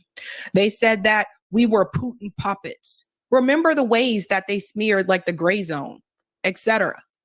So now you have the president of the United States saying the exact same thing that we've been telling you all along. NATO diplomats and officials have given Ukraine a list of reforms it will be expected to carry out before its membership ambitions can be realized.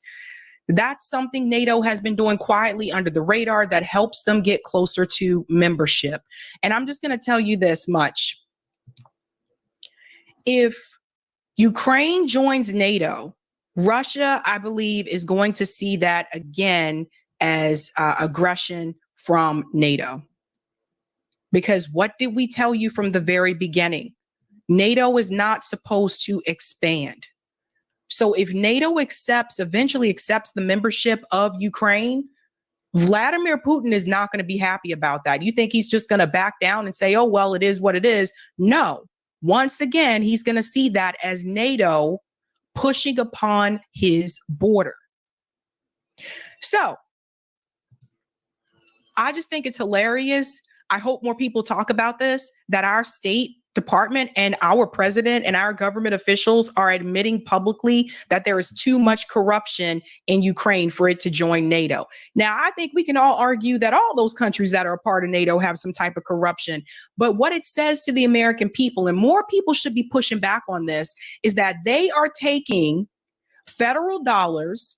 They are taking money that could be used right here in the United States, and they are funding a corrupt country, and they're not even hiding it anymore. Nick had a really good summary about this. I wanted to show this because I love these hotspot videos from Nick and Nico. I want to show this one from my comrade Nick from RBN, and then we'll show Nico's as well. At the upcoming NATO summit, Zelensky will be told that Ukraine will not join NATO because Ukraine is too corrupt.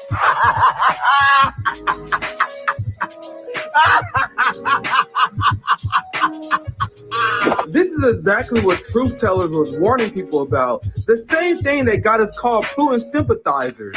Why would you send hundreds of billions of dollars to one of the most corrupt countries in the world? Ukraine's corruption was something that the Western media used to report on in great detail before Russia's military operation.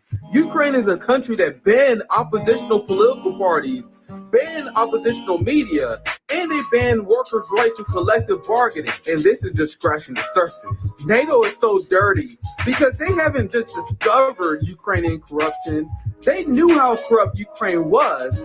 They just had no intention of ever allowing Ukraine to join NATO. What NATO did was hang over the promise of NATO membership over Ukraine's head in order to draw Russia into a war. So after sacrificing an entire generation of Ukrainian men, the response to NATO is thanks, bro, but you're still not one of us. We appreciate your sacrifice, though. What's even more messed up is that President Biden and NATO was very clear that their primary objective was not to protect Ukrainians, but to weaken Russia and boost the military-industrial complex. NATO in the West is also using Ukraine as a testing ground to see how well their weapons work. So the West killed peace deals and allowed hundreds of thousands of Ukrainians to die for essentially a military-industrial complex pet project.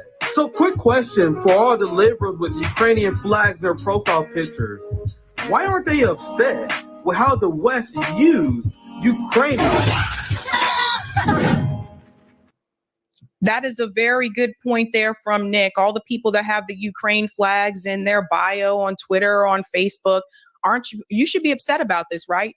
You should be upset that all those Ukrainian people died for nothing, because we told you from day one there was no way they were going to be able to win this war.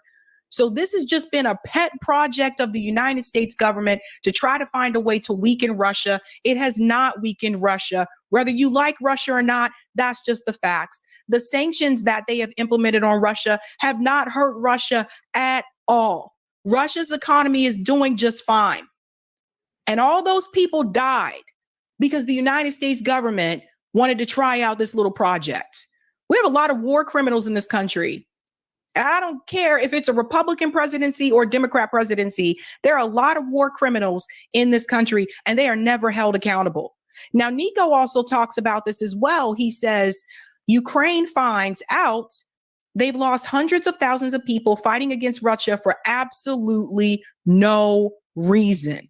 This is so adorable, too, because Nico is like walking with his son. But listen to this. So Ukraine has just been denied membership by NATO once again. And it was actually the U.S. State Department that said it's because they're too corrupt. And they're going to outline some things they need to do before Ukraine can join up with NATO. But here's the problem with that, y'all. The United States is the one who's drawing up the plans for them to combat corruption, for them to gain accession into NATO. But they're not too corrupt to train their neo-Nazis. They weren't too corrupt to arm them with bombs on top of bombs on top of bombs. They weren't too corrupt to give them tens of billions of US tax dollars, but they're for some reason too corrupt to give people or to get admission into NATO. I'm confused. And just out of curiosity, wasn't the whole reason this war started in Ukraine? Wasn't the whole reason because y'all kept making it seem like y'all were going to give accession into NATO, right? But what makes it crazier is that NATO announced, like yesterday, that they're actually going to put an official in Ukraine to make sure military aid can continue to go there, even if Trump wins the presidency. I'm just confused. So NATO, I just want y'all to know something. This is what it feels like. Well, no, not NATO, excuse me. Ukraine. This is what it feels like to be the side piece. Where you never get a ring. You never get the commitment, okay? You get all the problems. You bear the burden of a long-term relationship, but you never get any other benefits. They're stringing you along. And the reason that your men have been sent to the meat grinder was because you were convinced that you were going to join NATO, and Russia was convinced that you were going to join NATO. But the only people who seem to not be convinced that you're going to join NATO is NATO. So maybe, just maybe, it would be a smart idea to stop fighting their war. Maybe Zelensky should take control of his damn government and save his people for once, instead of, sending them to their demise. I don't know. That's just me. That's what I would do in a situation, because clearly NATO don't want you. It's time to take a hint, bro. Yeah, very clearly. And another thing that I think is important to say about this as well is I wonder what's going to happen in the future, because I really do believe that Zelensky, after all this is over with, I really do believe that Zelensky is going to leave Ukraine. I can't imagine him staying there, for year after year, after all those people in Ukraine have died, after we've seen video footage of them dragging people off the street to go fight in this unwinnable war. I just can't imagine him staying there and just like, okay, I'm just going to continue to live in Ukraine. He's probably going to take the money that he has and go live somewhere else. And those people are going to be stuck, just struggling, because Ukraine's economy is done, son. Now, BlackRock said that they're going to try to invest in Ukraine. It's a mess. It's an absolute mess. All of this for the West. All of this for the West and their pet project. Now, what's interesting is that Putin is waking up to the idea that Donald Trump could win presidency. And I want to show you what Vladimir Putin just said recently about having an end to this war, which he believes would come about if Donald Trump were to win the presidency. So listen to this. I will pause in between to read the captions for you, because I know sometimes some of you are driving and you may not be able to read the captions. So, the fact that Mr. Trump, as a presidential candidate, как кандидат в президенты, заявляет о том, что он готов и хочет declares that he is ready and wants to stop the war in Ukraine. Остановить войну на Украине, мы к этому относимся вполне серьезно. We take this quite seriously. I'm not familiar, of course, with his possible proposals. Я не знаком, разумеется, с его возможными предложениями по поводу того, как он собирается это сделать. Or how he intends to do this, and that's certainly the key issue. But И это, конечно, ключевой вопрос. Но я не сомневаюсь, что он говорит это искренне. I have no doubt that he's saying this sincerely, and we are going to support it. So what this says to me, it seems like, you know, again, Donald Trump has said multiple times before that this war wouldn't have started if he was in office. I don't know. He also gave money to Ukraine too. It probably wouldn't have escalated to this point. But what it shows you is that Vladimir Putin, it sounds like he's willing to work with Trump if that is Donald Trump's ultimate goal. Now, I'm not for Trump or Biden, for those of you who are new, but listen to what Vladimir Putin is saying. Like, there needs to be a negotiation. You have to remember the US government and NATO declined any type of negotiation from the very beginning. They wanted this war. They wanted this to happen. We can say that Russia shouldn't have invaded, but we can also say that Russia was provoked and that Russia was quiet for years before they decided to really respond. So we also have to understand that if someone walks up to you and they're constantly poking you in the face and you're telling them, stop it, and they're poking you in the face for years and they still don't stop, eventually you're going to swat back. Eventually, you're going to show them these hands. So that's exactly what has happened here. And that's how we got into this situation. And we cannot ignore that. And what's really sad about this entire conflict is that so many people have died. So many people have died. And I don't feel that Ukraine will ever be the same again. They're talking about the corruption. Think about all the people that have died.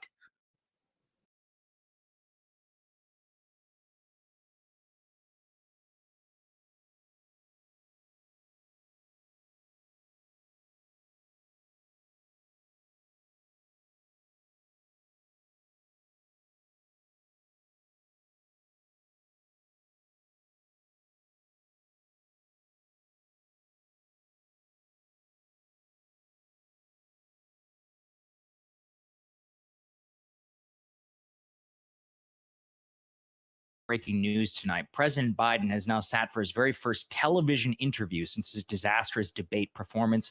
And since calls from Democrats from behind closed doors, some in front, have called for him to drop out of the race. First and foremost, ABC News, George Stephanopoulos asked him, so what the hell happened? What went wrong in that debate? Biden is sticking with the excuse that he had a bad cold and blaming international travel, even though he had returned to the United States some 11 to 12 days prior to the debate. Let's take a listen to that answer.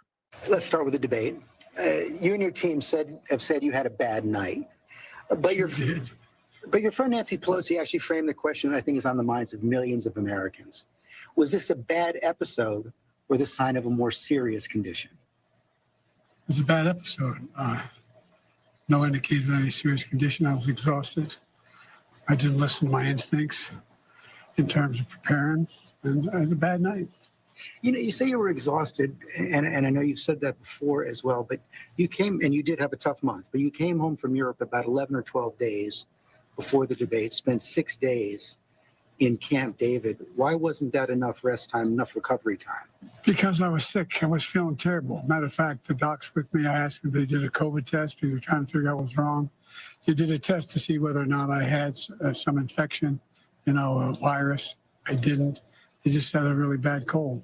All right. So as you can see, he's sticking to that excuse about the quote unquote bad cold. The second moment that really caught everybody's eye, keep in mind, this is only in the first 2 minutes and it was released by ABC, is when he's asked, so did you even watch the debate? He cannot remember whether he watched the debate. He spaces out, looks off into the distance for almost a full 5 seconds, can barely answer, and then basically musters up, it was a bad episode. That's what it was. Let's just stick with that. And I am moving forward. Let's take a listen. Did you ever watch the debate afterwards? I don't think I did, no. Well, what I want to get at is, what were you experiencing as you were going through the debate? Did you know how badly it was going?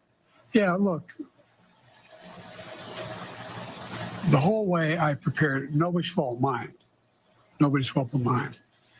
I prepared what I usually would do, sitting down, as I did come back with foreign leaders or the National Security Council, for explicit detail. And I realized about partway through that, you know, I get quoted, the New York Times had me down at 10 points before the debate, 9 now, or whatever the hell it is. The fact of the matter is that what I looked at is that he also lied 28 times. I mean, the way the debate ran, not my fault, nobody else's fault, no one else's fault. But it seemed like you were having trouble from the first question in, even before he spoke. Well, I just had a bad night. Okay, so that was those were the two flagship moments from the debate that occurred just in the first 2 minutes. I'm going to go ahead and break down the rest of it for you, and I have some of my notes in front of me as I was watching it live. It's approximately about 8:35 p.m. here on the East Coast. So what happened is that President Biden was asked a full 3 times by ABC News whether he would commit to a cognitive test. He refused multiple times to say yes. He just kept saying, quote, "I've already done it," pointing to his job performance as evidence that he was cognitively good enough to do the job. He was similarly asked whether he would commit to a neurological exam. Even though he referenced his checkup, he has not had a full neurological makeup looking for dementia or any other signs of aging, Alzheimer-related diseases. He said, again, that the full neurological test he takes is his work every day as president. There was one moment that really caught my eye. ABC News, quote, "Are you more frail?" President Biden, "No. Come keep my schedule." Keep in mind, this is from the person who we have now learned had to take multiple afternoon naps during his debate preparation, had to take 2 full days off, go to his beach house, and frankly had an entire week to prepare with advisors at Camp David, doing absolutely nothing, even ahead of his debate. There was also a few other moments which really caught my eye here as they got very deep into on Biden's psychology. I'm going to read again directly. "Are you being honest about your ability to defeat Donald Trump?" Biden, "Yes, yes, yes." He said that the polls were not accurate, showing him losing to Donald Trump. ABC News challenged him, saying, "Mr. President, I have never seen a president with a 36% approval rating get reelected." He claimed that his own internal polls showed something different. He says he is going to challenge Donald Trump in a way that he's never been challenged before, and he hasn't done it yet because he's been too busy with foreign affairs. He also claimed that every pollster that he talks to says that he is in a toss-up. So, I mean, Biden is full-on delusional. I mean, every single major high quality, even frankly low quality poll at this point shows him losing significantly to Donald Trump. Every single poll that has come out after the debate has only showed Trump expanding his lead over Joe Biden. George Stephanopoulos at ABC actually, to his credit, pressed him on that and said, "Hey, you know, how exactly is this going to get done?" And he just continued to point to enthusiasm in a very Trumpian move. Actually, he said, "Have you ever seen anybody draw as big of a crowd as me?" Keep in mind, at a frankly small gymnasium that he was just at a campaign event in Wisconsin, ABC was like, "I don't think you want to play that game because Donald Trump also draws very large crowds." Continuing, this is perhaps the most significant.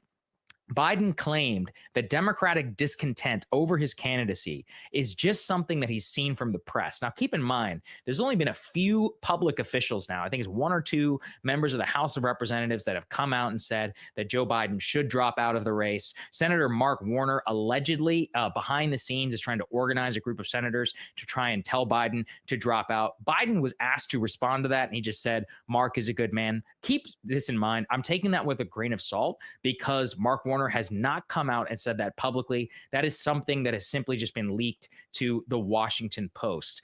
Continuing on, President Biden just said that the vast majority of Democrats want him to run again. He says that his internal polls show a different approval rating. I mean, much of the answers here just show a man who is completely shrouded in delusion, who has convinced himself with visions of grandeur. I mean, he was asked why he wouldn't step aside for a stronger candidate, and he claimed that he was the strongest candidate. I mean, one of the most poignant moments actually came near the end of the interview. I'm going to go ahead and play it for you guys. George Stephanopoulos asked him, "If you stay in and and Trump is elected and everything you're warning about comes to pass, how you will feel in January. Here is what Joe Biden had to say. And if you stay in and Trump is elected and everything you're warning about comes to pass, how will you feel in January?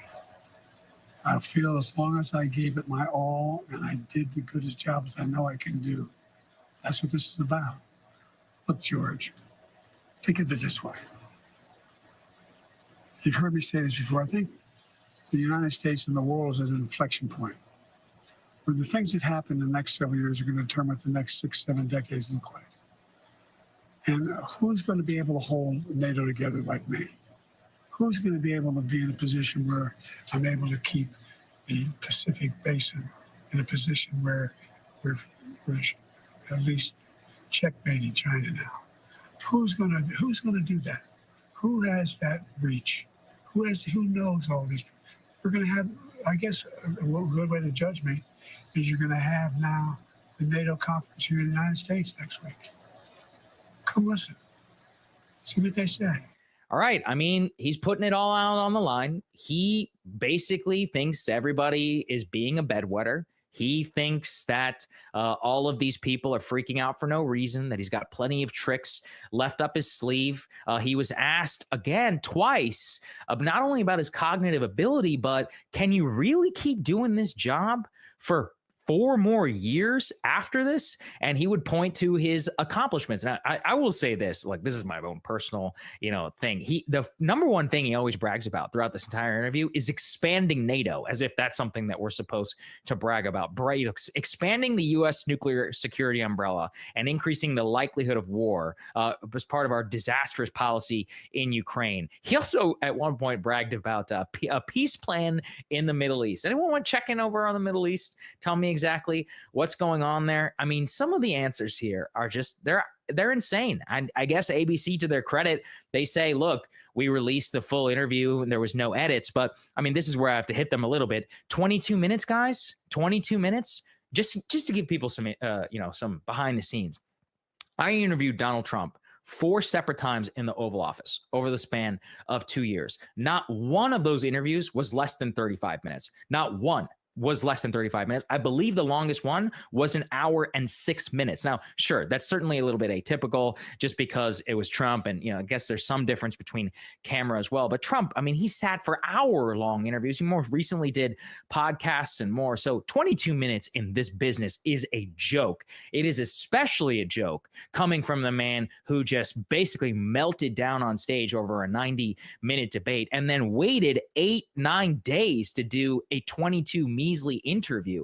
I can also report to you guys, we're going to be talking a lot about this on Monday, that he will be doing a full press conference, solo press conference to allay everybody's concerns. Yeah, guess when it is? On Thursday. So he needed a week to prepare for the debate, then needed a week to prepare, outside of his 10 major events, which were all just campaign events, reading off of a teleprompter where he keeps just saying, there's no way I'm going to drop out. There's no way I'm going to drop out. Even as a groundswell of opinion, starts to mount against him. What comes through to me everywhere I've gone this week, literally everywhere, barbershop, gym, wherever I am in public, people are asking me, they're like, hey, so do you think that Biden is going to drop out? And I'll repeat, what I put out there already is that I will never bet against Joe Biden's arrogance. And his arrogance came through so much throughout this very, very short interview. My personal favorite moment is George Stephanopoulos asked him, so who could get you to drop out? And he just said, the Lord Almighty, and he's not coming down. So absent the Lord Almighty, he's not going anywhere. Maybe, there could be a Democratic revolt and other things that happen behind the scenes. But guys, I can tell you, he is clinging to this honestly even harder than he was before. He brought up that the press and everybody had counted him out beforehand in 2020. And in 2022, he's basically sticking to a theory that all of the polls are wrong, that he's been an incredible, amazing president, that the policies that he has done is setting the United States up for victory over the next 6 to 7 decades. He believes in his head. he is FDR. He thinks he is a world transformational president. He believes that he is the best man for the job. He claimed that he was the best candidate, the one most qualified to defeat Donald Trump. So as of right now, he's not going anywhere, guys, even though in this interview, he had several moments, just kind of trailed off, lost his train of thought, coughed, stumbled, unable to get a sentence out, with any semblance of clarity. So it was a revealing interview in several ways. Both his condition is exactly the same as it was during the debate. I guess the only good thing is he has committed to another debate, so we'll all get to see it a second time around. Sometime in September, it will be on ABC News, the same channel that broadcasted this interview. But wanted to make sure I went ahead and brought this. This is a major moment. I mean, this is literally the first explanation that we've gotten from the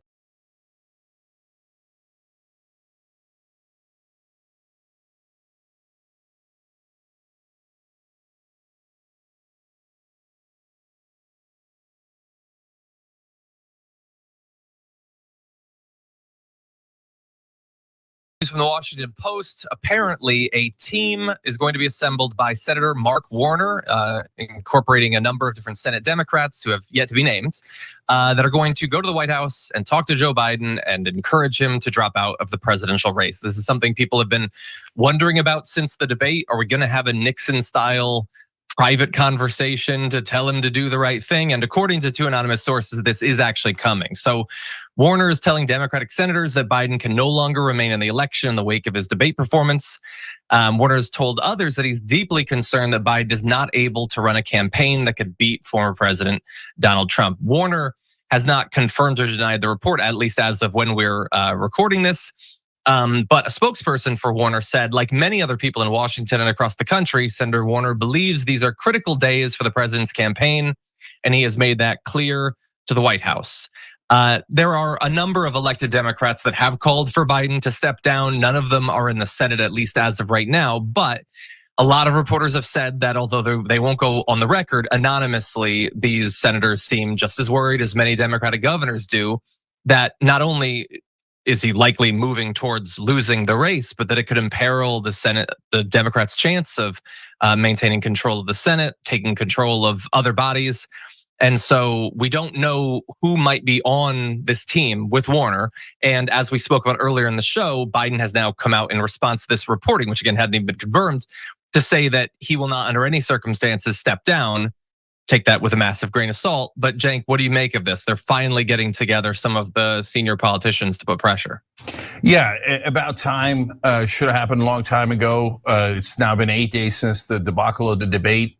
All the Democratic Party is doing is slipping further and further away from victory. There's only 4 months left. They're running ads. We showed it to you a couple of days ago. They're running one against Bob Casey, senator from Pennsylvania, saying, look at Biden. And then they show decrepit Biden. And they go, how long has Bob Casey known about this? Are they all lying to you? Look at these lying Democratic senators telling you that Joe Biden's fine, as if you don't have eyes and ears. They're all insulting your intelligence.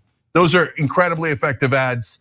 The Democratic Party will bleed out 2 to 5 points in mass, which means House is gone, Senate's gone, everything's gone. All the swing states were already gone. Now we're into 3 non-swing states. Now we got a poll saying Biden's losing in New Jersey. We're talking about a historic cave-in. So Mark Warner is saying something super obvious. Do we all want to go down with the ship? Do we want this? You know how everybody was talking about, Donald Trump's gonna end the Republican Party all the way back in 2016? Do you remember Bill Clinton played golf with Donald Trump and convinced him to run? Because they thought, he'll screw up the Republican Party so bad. And then when he won the nomination, everybody's like, don't worry about it. All these morons on television and mainstream media and Democratic leadership. We've got this figured out. Donald Trump's definitely gonna lose to Hillary Clinton and he's just gonna destroy the Republican Party. No. At this, not only did he not do that, he's cruising to victory right now because Democratic leadership is a bunch of incompetent liars. And they put up the weakest possible candidate we have, and now they're sticking with him. Thanks for watching. Our audience has helped build TYT into the media giant it is today. Together, we can accomplish anything. The Democratic Party is that obedience has become the #1 trait of the Democratic Party. So what Mark Warner is doing is super obvious to the rest of us, but to like the Democratic Party, that's like heresy. Opposing a Democratic leader. You can't do that. It's almost like it's against their religion or something. So in reality, Joe Biden is destroying the Democratic Party. Trump isn't destroying the Republican Party. So you can believe any fairy tale you want, but numbers live in objective reality. And these numbers are showing not only is Biden gonna lose, it's going to be a landslide with Trump having a mandate to destroy this government and having all of Congress. So this Mark Warner rebellion cannot come quickly enough.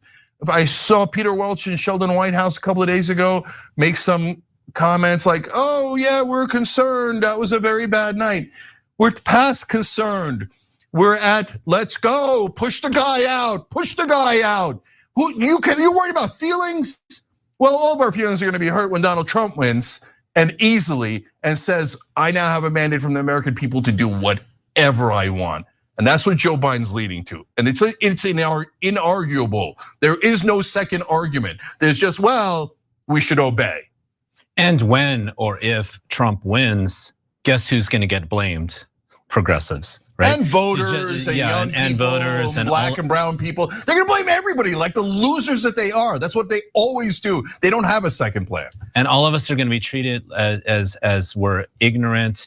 And there's a certain kind of elitism tied to the Democratic Party leadership that sort of just assumes that we are intelligent enough to know that Biden is better than Trump, even without making any case for such, or that somehow this person who's clearly not well is well. We're just supposed to believe that, and it's just it insults our intelligence. This shaming and insulting our intelligence as voters is not something. It's not good to treat other people like they're dumb or that they are worthy of shame when you're the one telling other people how to think and how to feel. And the down ballot implications of all of this are massive. So, Mark Warner is using common sense. He, in policy, senses is not particularly different than Biden. I've actually worked on tech policy stuff with some of his staff. Usually they just blame China for everything when it comes to tech. But it's just incredible how, and we've seen this again and again and again since 2016, how everything that the Republican Party, the RNC, Trump himself represents, has all been flipped on its head and used against the Democrats because they're so elitist. So what am I getting at here? Trump is a record liar. He lied constantly in the debate. He didn't have anything positive to say about the United States. Everything was the border and immigrants and all this sort of weird rambling, right? But it's like the liar in chief that is Trump. Now that's going to be flipped and turned on to the Democrats because clearly the people are going to be like, you were insulting our intelligence to say that this guy was mentally well enough or in health well enough to run and sustain a campaign when he clearly wasn't. So down ballot races. And here's the big question. Is this really the best the country has? Or are we talking about a corporate duopoly that has to be changed and challenged by progressives?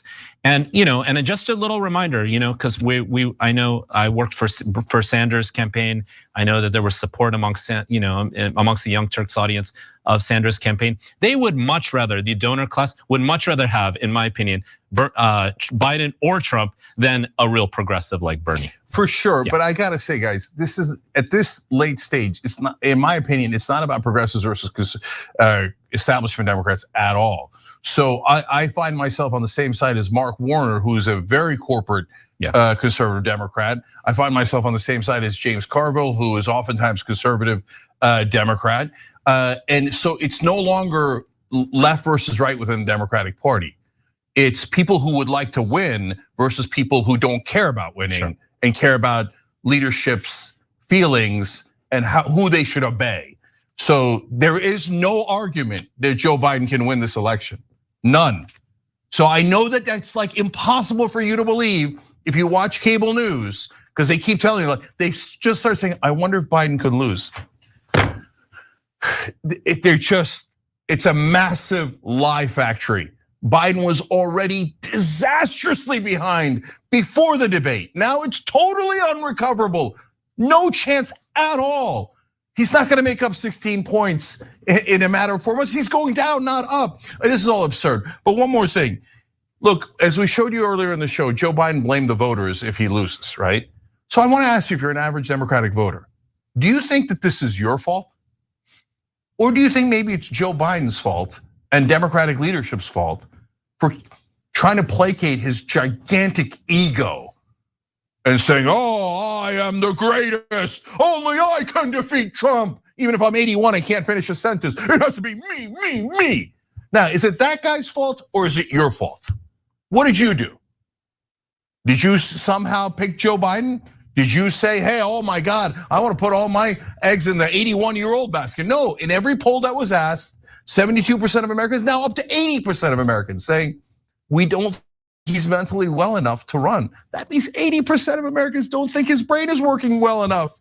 What an unbelievable bunch of pathological liars, which leads to Ramesh's point, which is that you're throwing away a giant Democratic advantage in this election. Trump is the liar. But now, every minute we stick with Biden, the label of liar is going to get stuck on the Democratic Party. And we're gonna have a hell of a time unsticking it because our leadership is a bunch of liars. And they're lying to you, most importantly. You know how Trump, his number one target, his mark as a con man, is not us, it's MAGA voters? Same exact thing for Democratic leadership. Their target isn't MAGA or even independents. Their mark is Democratic voters. They're like, if we could just get them to believe anything we say. Maybe if we put up a guy who's barely alive and tell them not to believe their lying eyes, and he's in the 30s and he has no chance of winning, doesn't matter, we'll tell him he has a great chance of winning.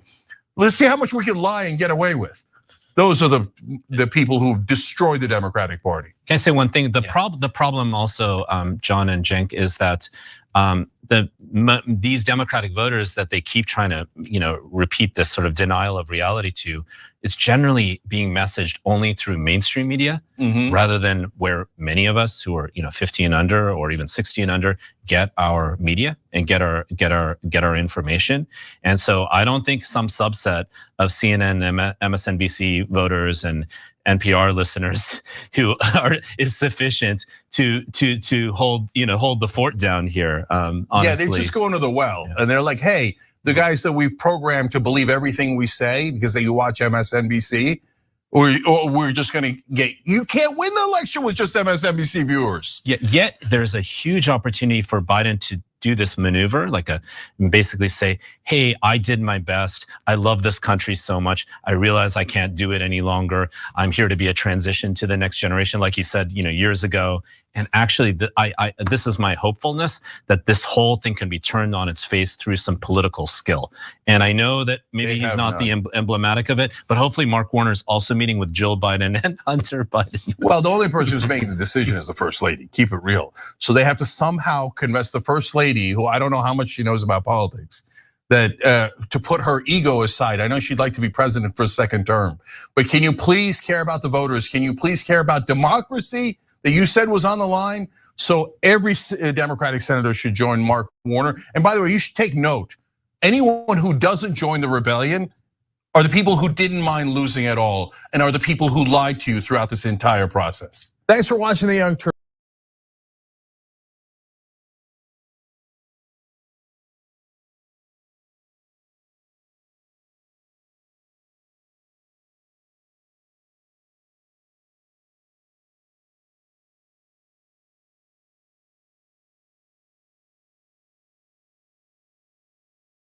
Be better than her right now. But I'm talking to them and nobody wants to challenge her because nobody, okay, I'm gonna be direct. God help me, you may never have me on the show again. You don't even have to say it, we understand. Nobody wants to knock out. I trust those who say that his son and his wife are adamant, as is he, that he's the best. I don't believe this. For more on the 2024 election, joining us right now is pollster and political strategist Frank Luntz. Frank, it is great to see you. Want to get your thoughts. A couple of days now out from the debate, we're going to see President Biden tonight. George Stephanopoulos is going to be interviewing him. So important? I thought that we're going to have two big nights. Conventions don't matter. That the two debates, I don't think there's going to be a second debate. And that tonight's interview could actually be even more important. If he doesn't come across strong, focused, and most importantly, on the future. Right. This is the complaint that all voters had, regardless of whether you're Republican or Democrat. All they did is fight about the past. What are you going to do for me now, next month, next year? You mean what can be unburdened by what has been? Oh, that's a good line. Yeah, I'm not going to. That's a good line. It's philosophical. But here's my question to you. You're seeing some of the donor class already step away. By the way, it's from a lot from the president. And I know that you're a journalist. Yep. Not just a host. The donor class is abandoning him. The members of Congress are afraid. The governors are afraid. I talked to them, and they're trying to figure out what the hell we can do. The donor class is not afraid, and they are shocked at what happened, and it's continuing. Okay, before we... Hey guys, it's your girl Melanie. I'm still traveling. Audio and video may be a little bit off, but hopefully you get the gist of what's going on. So I have been keeping up with all the drama that's happening. You are going to want to watch this entire video because he's going to give some insight onto what's happening with other potential candidates, with what's happening inside the Biden administration. And we're going to see how identity politics have imploded this entire the Democratic Party, and now they find themselves at an impasse because they've played up into gender, into race, into sexual orientation as the only talking points outside of Orange Man Bad. You know, he's a threat to democracy.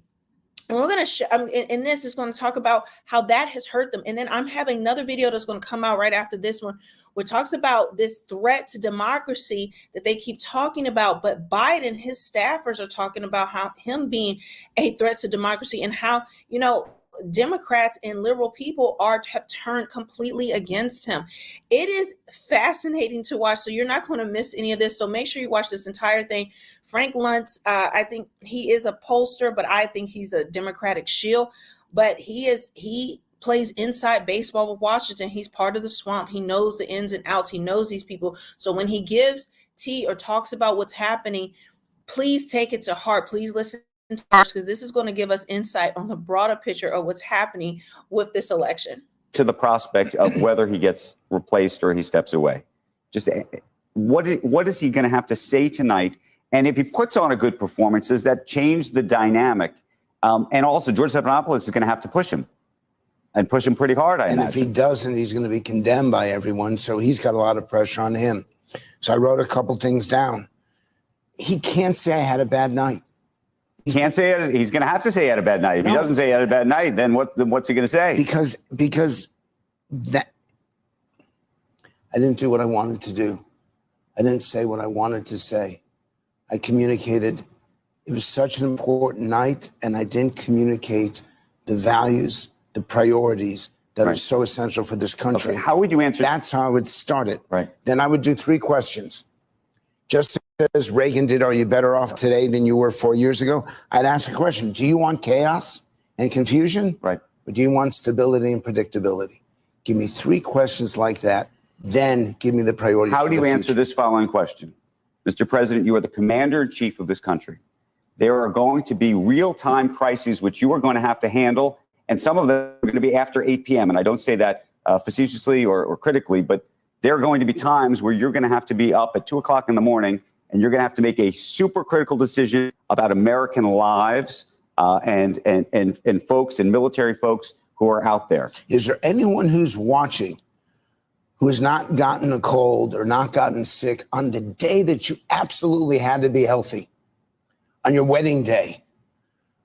The fact that he's trying to spin this, he had a bad night, I had a cold. No one is, okay, aside from Biden's voice being very low, that wasn't the point.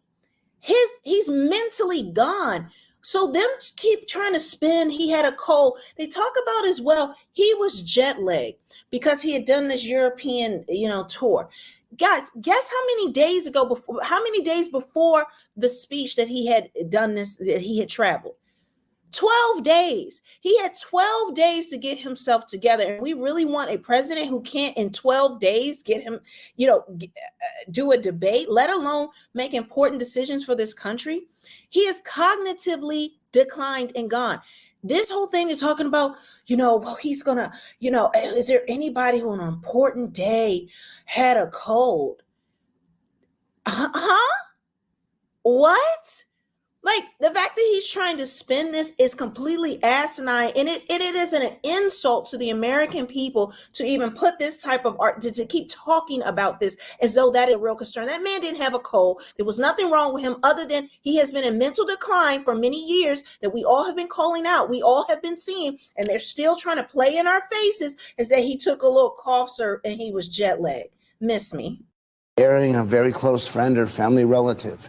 That's what happened. And you think that answer... You said not to use the "I had a bad night." No, you don't use the words "I had a bad night," but you have to be able to explain it away. I'm a word guy, and the precise words that he uses absolutely does matter. To the extent that there is obviously a conversation, a side conversation happening right now about whether he should step away, and if he does, who would replace him.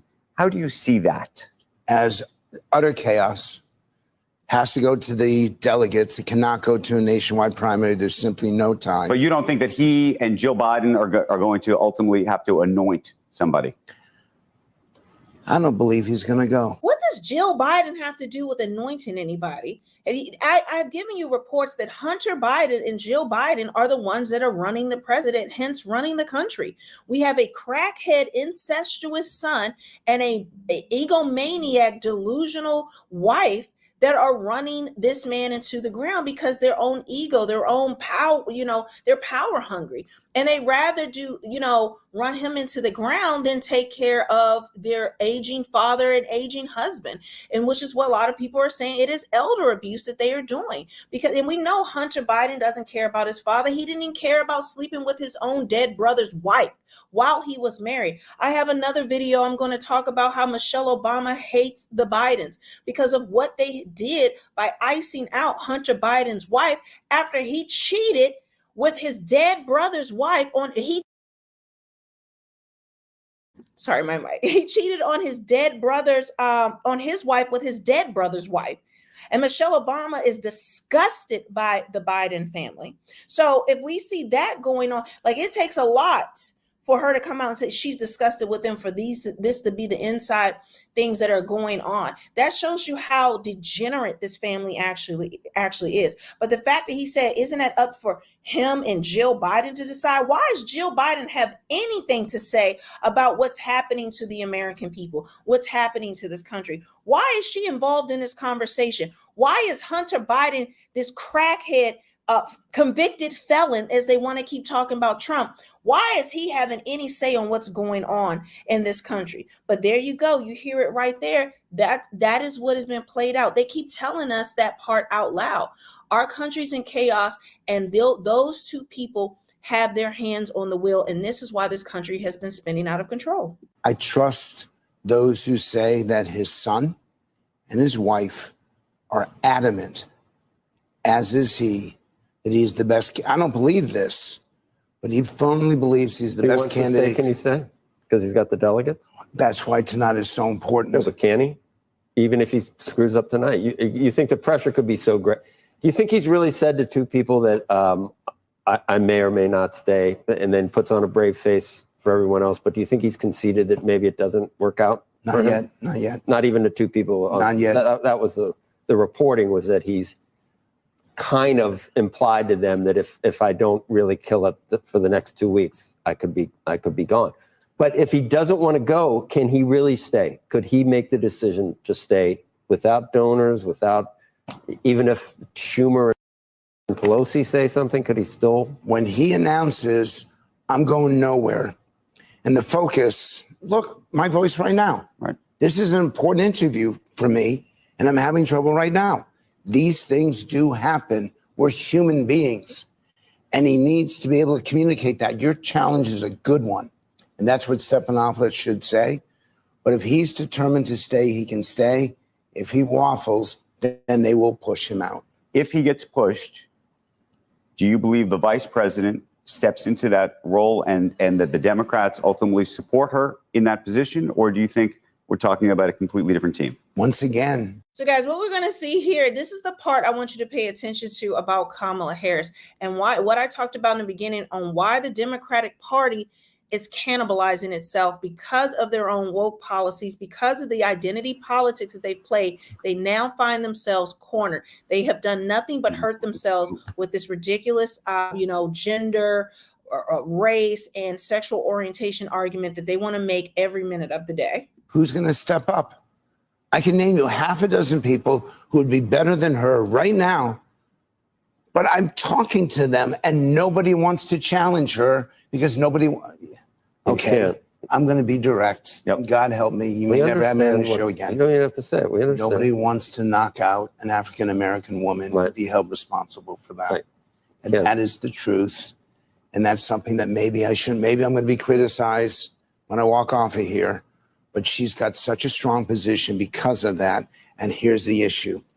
Her favorability is still, she's the most unpopular vice president since Dan Quayle. Okay. And he was the most unpopular vice president since Aaron Burr. Okay, if all of what you say is true, let's just make the supposition that that's true. Is there somebody that you would pair her with that you think that would make them an unbeatable team? I think of the governor of Maryland, Wes Moore. I think of the senator of New Jersey, Cory Booker. I think of the single best retail politician, Mitch Landrieu. All of them would do a better job than she would because they get the public. Right. It's not funny to them. It's serious to them. So guys, there you have it. And the Cory Booker is black, Wes Moore is black. When he brings up other black candidates, they have to play the identity politics. The majority of people want in the Democratic Party want Gavin Newsom. Regardless of his failed policies, he's seen as the consummate politician.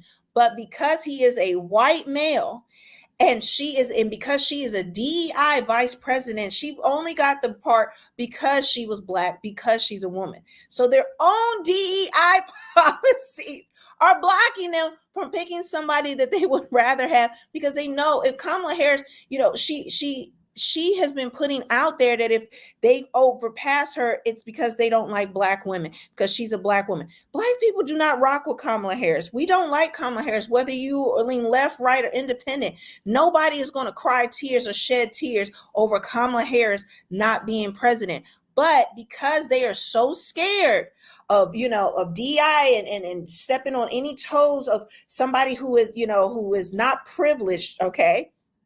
And she's a woman of color, she's a black woman and all that, because that is what they pandered to all these years.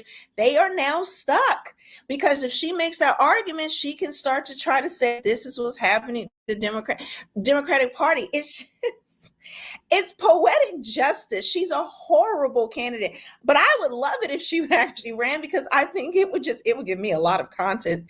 And I would love it if Biden would stay in, because it gives me a lot of content. I mean, whatever way they turn, they are royally screwed. So guys, leave a comment. Let me know what you think about this. Thanks for rocking with me through my terrible setup while I'm traveling. I will be back home soon and bring you all the videos that you can, from my studio and getting those pumped out.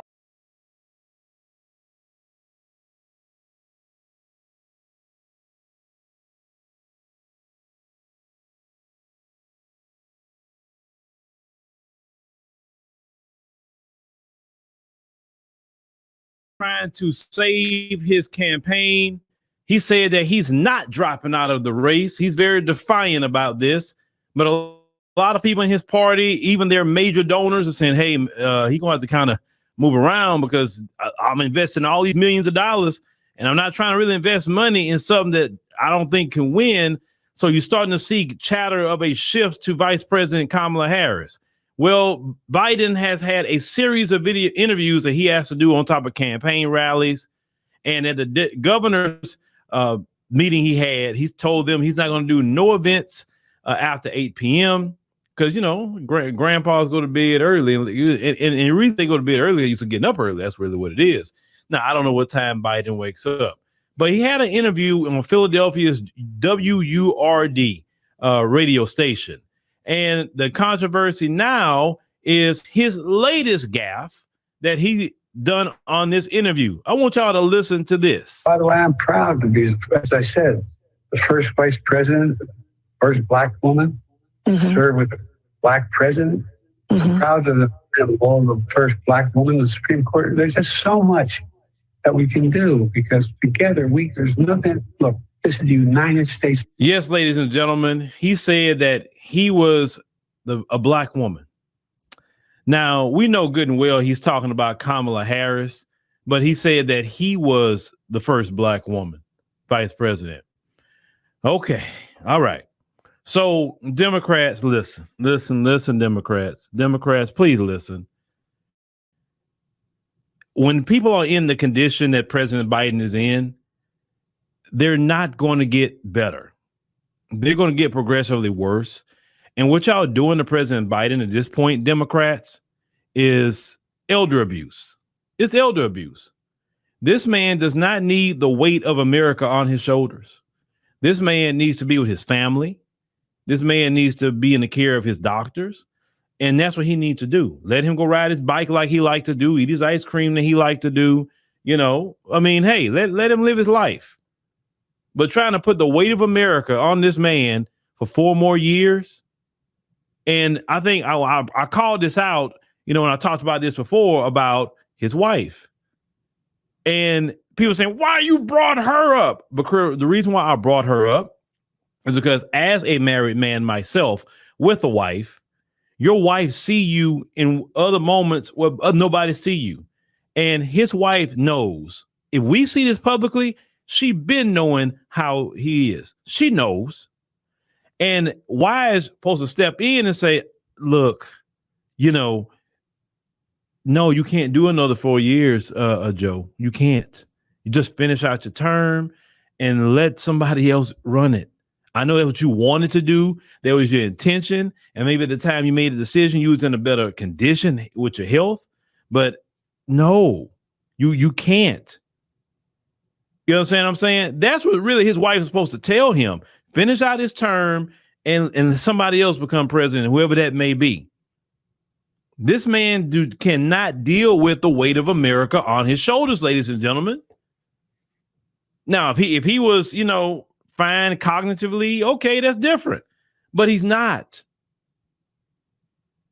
And Democrats just need to go ahead and move on at this point. But once again, as I said before, this is what Democrats get for lying to the people, because all his people around him and the Democrats for a long time have known for years how this man has been. He has not gotten any better. He's gotten worse.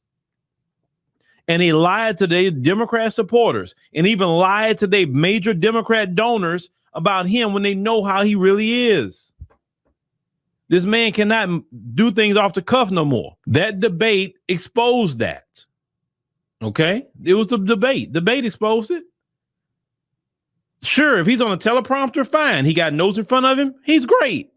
But tell him just think off the cuff, or tell him to do a press conference, but he don't. Listen, when he gives a press conference, they've showed it. He has the pictures of the reporters and what to say if they ask certain things. Like who? Okay, why? That's not what a president's supposed to do. A president's supposed to be able to think. Things change real quick. That's what he's supposed to be witty. He's supposed to be all of that. And the Democrats want power so bad that they're using a man that clearly needs to be with his family and to be taken care of by his doctors. And Democrats, you putting your foot in it. You are promising a Trump presidency. You're going to lose this election, not because Trump is so much better, but you're going to lose this election because you're just not even willing to accept reality. Now I'm seeing more in the CNN and MSNBC people popping up now talking about he should step down. But really, it's kind of too late because he may not be able to step down based on the rules. If he steps down, in some cases, whoever try to replace him not going to be on the ballot. So they may be stuck with him. And if you stuck with Biden, Trump is going to win that election, hands down. Because one thing people do not like is to be afraid of a candidate. And right now, some people are very afraid of Biden because they know he can't think for himself. So who's really going to be behind the scenes pulling the puppet strings? Because it surely won't be him. It makes America weak.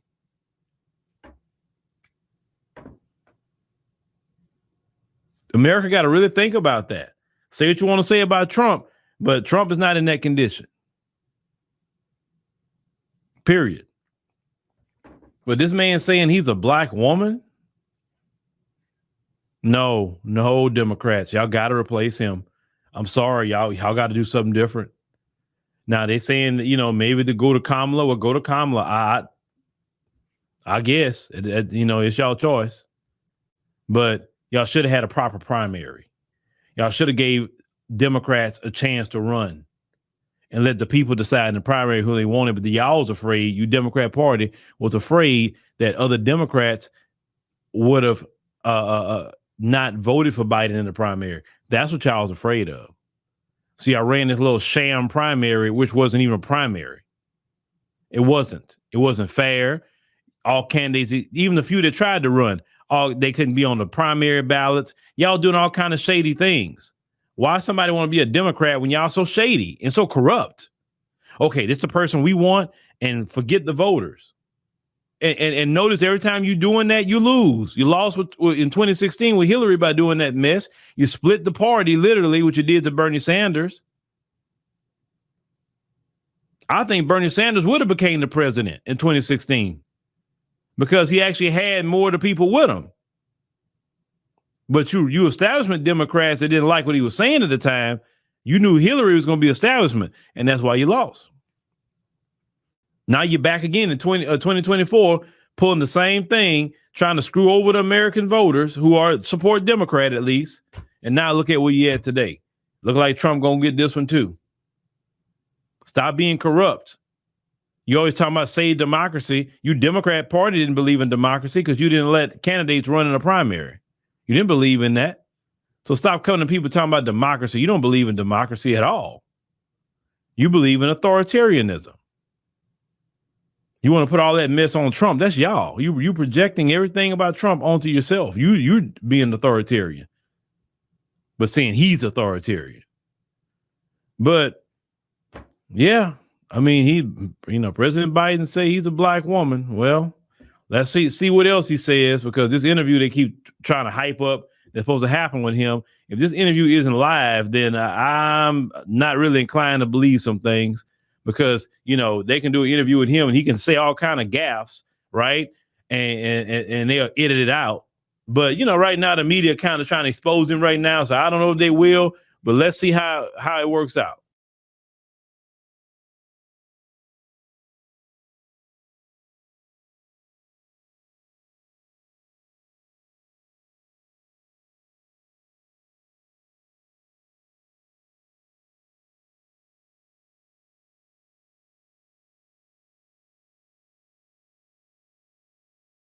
In Chicago, it's stand-up and a live panel show. Go to jimmydore.com for a link for tickets, and make sure you go to jimmydore.com. This guy, Terrence Daniels, tweeted this out. I don't know where this video came from, but I'm going to play it. Joe Biden 2019 versus Joe Biden 2024. Let's watch. I continue to think we have to make fundamental changes in civil rights. And those civil rights, by the way, include not just only African Americans, but the LGBT community. He wants to get rid of the ability of Medicare I did not oppose busing in America. What I opposed is busing ordered by the Department of Education. That's what I oppose. Making sure that we're able to make every single solitary person eligible for what I've been able to do with the with the COVID. With dealing with everything we had to do with. Look, we beat Medicare. You will determine the outcome of this election. Vote, vote, vote. No, I was saying he was demented back then. Back then, I was saying that. You know why? Because he was. And the fact that they could put whatever drug into him so he could go out to these debates and look okay back then didn't mean that I also didn't see the signs of his dementia. And so I've been saying he's a walking, what do I say? He's a, I forget, what did I used to call him? A death rattle? walking demented death rattle. That's what I used to call him. Now I'm having a demented moment. Look at that. We walking you know the thing I used to call him. Anyway, so back then, okay. And by the way, it would be okay if I was demented. I'm not trying to run the country. There's not a big lie I'm trying to inflict on people. Able to vote early in your state, vote early. If you're able to vote in person, vote in person. Vote whatever way is the best way for you, because he cannot stop you. And I'm going to continue to move until we get the total ban on the total initiative relative to what we're going to do with more border patrol and more asylum officers. President Trump?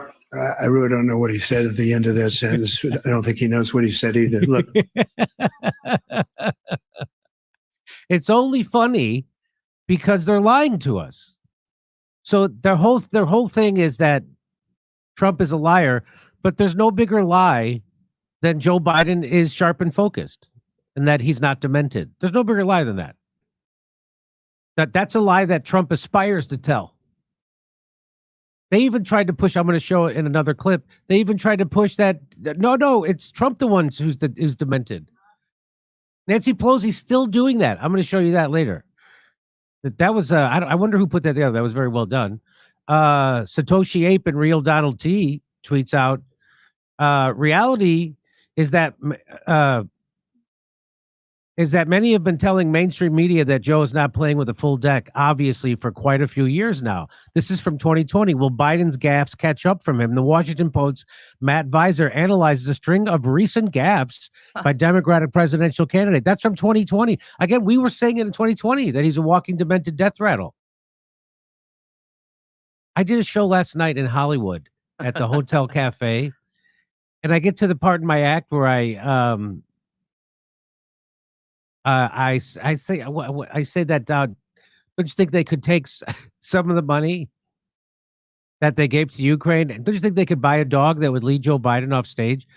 People are like, oh, like that. Oh my God. And I'm like, I just looked at it, I go, oh shit, I've got friends like you. This propaganda that Joe Biden is some kind of a decent person and he's not a pathological liar. And that he's not a horrible to workers, people of color, students, everybody. He mandated you take an experimental medicine. He mandated it. And then the Supreme Court overturned it. He mandated people take an experimental medicine with no long-term studies. He did that. Mandated an experimental vaccine with no long-term studies. He mandated that. Is that a good guy? You decide. Once you remember once Klobuchar, Buttigieg, and everybody else dropped out, and Biden was the unofficial choice of the establishment. Nobody talked about him being in period anymore. They stopped. I watched what happened when the kids from Parkland marched up to, and I met with them, and then they went off to up on the hill when I was vice president. Poor kids are just as bright and just as talented as white kids. We choose truth over facts. Biden had a stretch of 4 days in Iowa. Almost at each step, he had a gaffe, some of them larger than others, but misstatements throughout, coming at the same moment as there have been questions about him and his age. Some of that's stoked by President Trump, and some of it is coming from Democrats who are a little bit nervous about whether Biden in this campaign is the Biden that they have seen and known in past campaigns. Joe Biden is not playing with a full deck. This is not somebody you could have as your president. Sometimes in the past, it would be sort of a roll your eyes at, Biden just kind of being Biden. You cannot go to a 7-Eleven or a Dunkin' Donuts unless you have a slight Indian accent. You got the first sort of mainstream African American who is articulate and bright. It's a large, very identifiable Somali community. I might add, if you ever come to the train station with me, you'll notice that I have great relationships with them because there's an awful lot who are driving cabs. When Biden is compared to President Trump, I think Democrats view his, misstatements as being fairly minor, by comparison. If you compare him with some of the other candidates in the race, then I think it draws more concern about, is there a better alternative?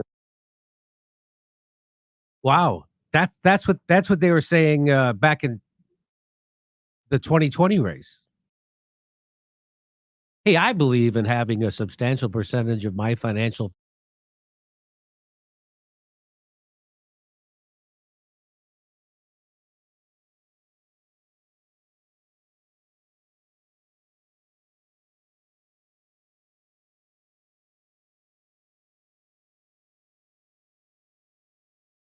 for tickets, and make sure you go to jimmydore.com. The Biden family urges Joe to stay in the race. President Joe Biden's family, including his son Hunter Biden, urged him to stay in the presidential race despite his poor performance in a recent debate. Why? Because Joe Biden's family is as evil as Joe Biden was his entire life. Hunter hasn't been sentenced yet, remember? He's got convicted. Oh, He's been sentenced. That's right. Dad, you gotta Dad, stay you in gotta the stay race. in so you can pardon me. You're the smartest guy I know. The family criticized his top campaign advisors, including Ron Klein. How do you say? Is it Klein? Ron Klain. Ron Klein, Anita Dunn, and Bob Bauer for their role in preparing him for the debate. The discussion. Well, that's the important thing. They didn't bake the That you potato don't take. long enough. Yeah. You don't want to take responsibility for putting a demented guy in there. You want to blame somebody else, because that's what Americans are looking for now, Kurt. Someone who's really good at deflecting. The better you are at it, the more support you're going to Yeah. get. So don't quit now. You're almost done, literally. No, yeah, commit to the bit. The discussion took place at Camp David, where the family expressed concerns over Biden's ability to effectively campaign against Donald Trump. Hunter Biden was reported to be a key voice. A key voice. Come on! Why would you report that? Here it is. Politico is reporting it. Biden's family privately criticized top advisors and pushes for their ouster at Camp David meeting. Is it true crack was a key drug in Hunter's reasoning with that? This is a clear-cut case of senior abuse. It's like the Western where the outlaw comes in and makes the old drunk dance while he shoots at his feet. Dance, dance, Grandpa, dance. And this is, by the way, that's Biden's family. Boy, are they mad? Yeah. Here we see a group of people who do not want to be associated with that guy who was forced to leave office because his brain died on the job. That's all this is. But they really hold a grudge about sharing those showers all those years. Yep. Oh, they don't want to have to sit at dinner and have everyone talking about them. This got nothing to do with the security of our nation, folks. Members of Joe Biden's family privately trashed his top campaign advisors at Camp David this weekend, blaming them for the president's flop on Thursday's debate and urging Biden to fire or demote people in his political high command. Wow, that's like blaming Sisyphus for having difficulty with the boulder, isn't it? Among the family's complaints about the debate practice, that Biden was not prepared to pivot more to go on the attack, that he was bogged down too much on defending his record rather than outlining a vision for a second term, and that he was overworked and not well rested. Outlining a vision for, do you think Jesus that's a big Christ. ask? So he can't get off down one stair on his own.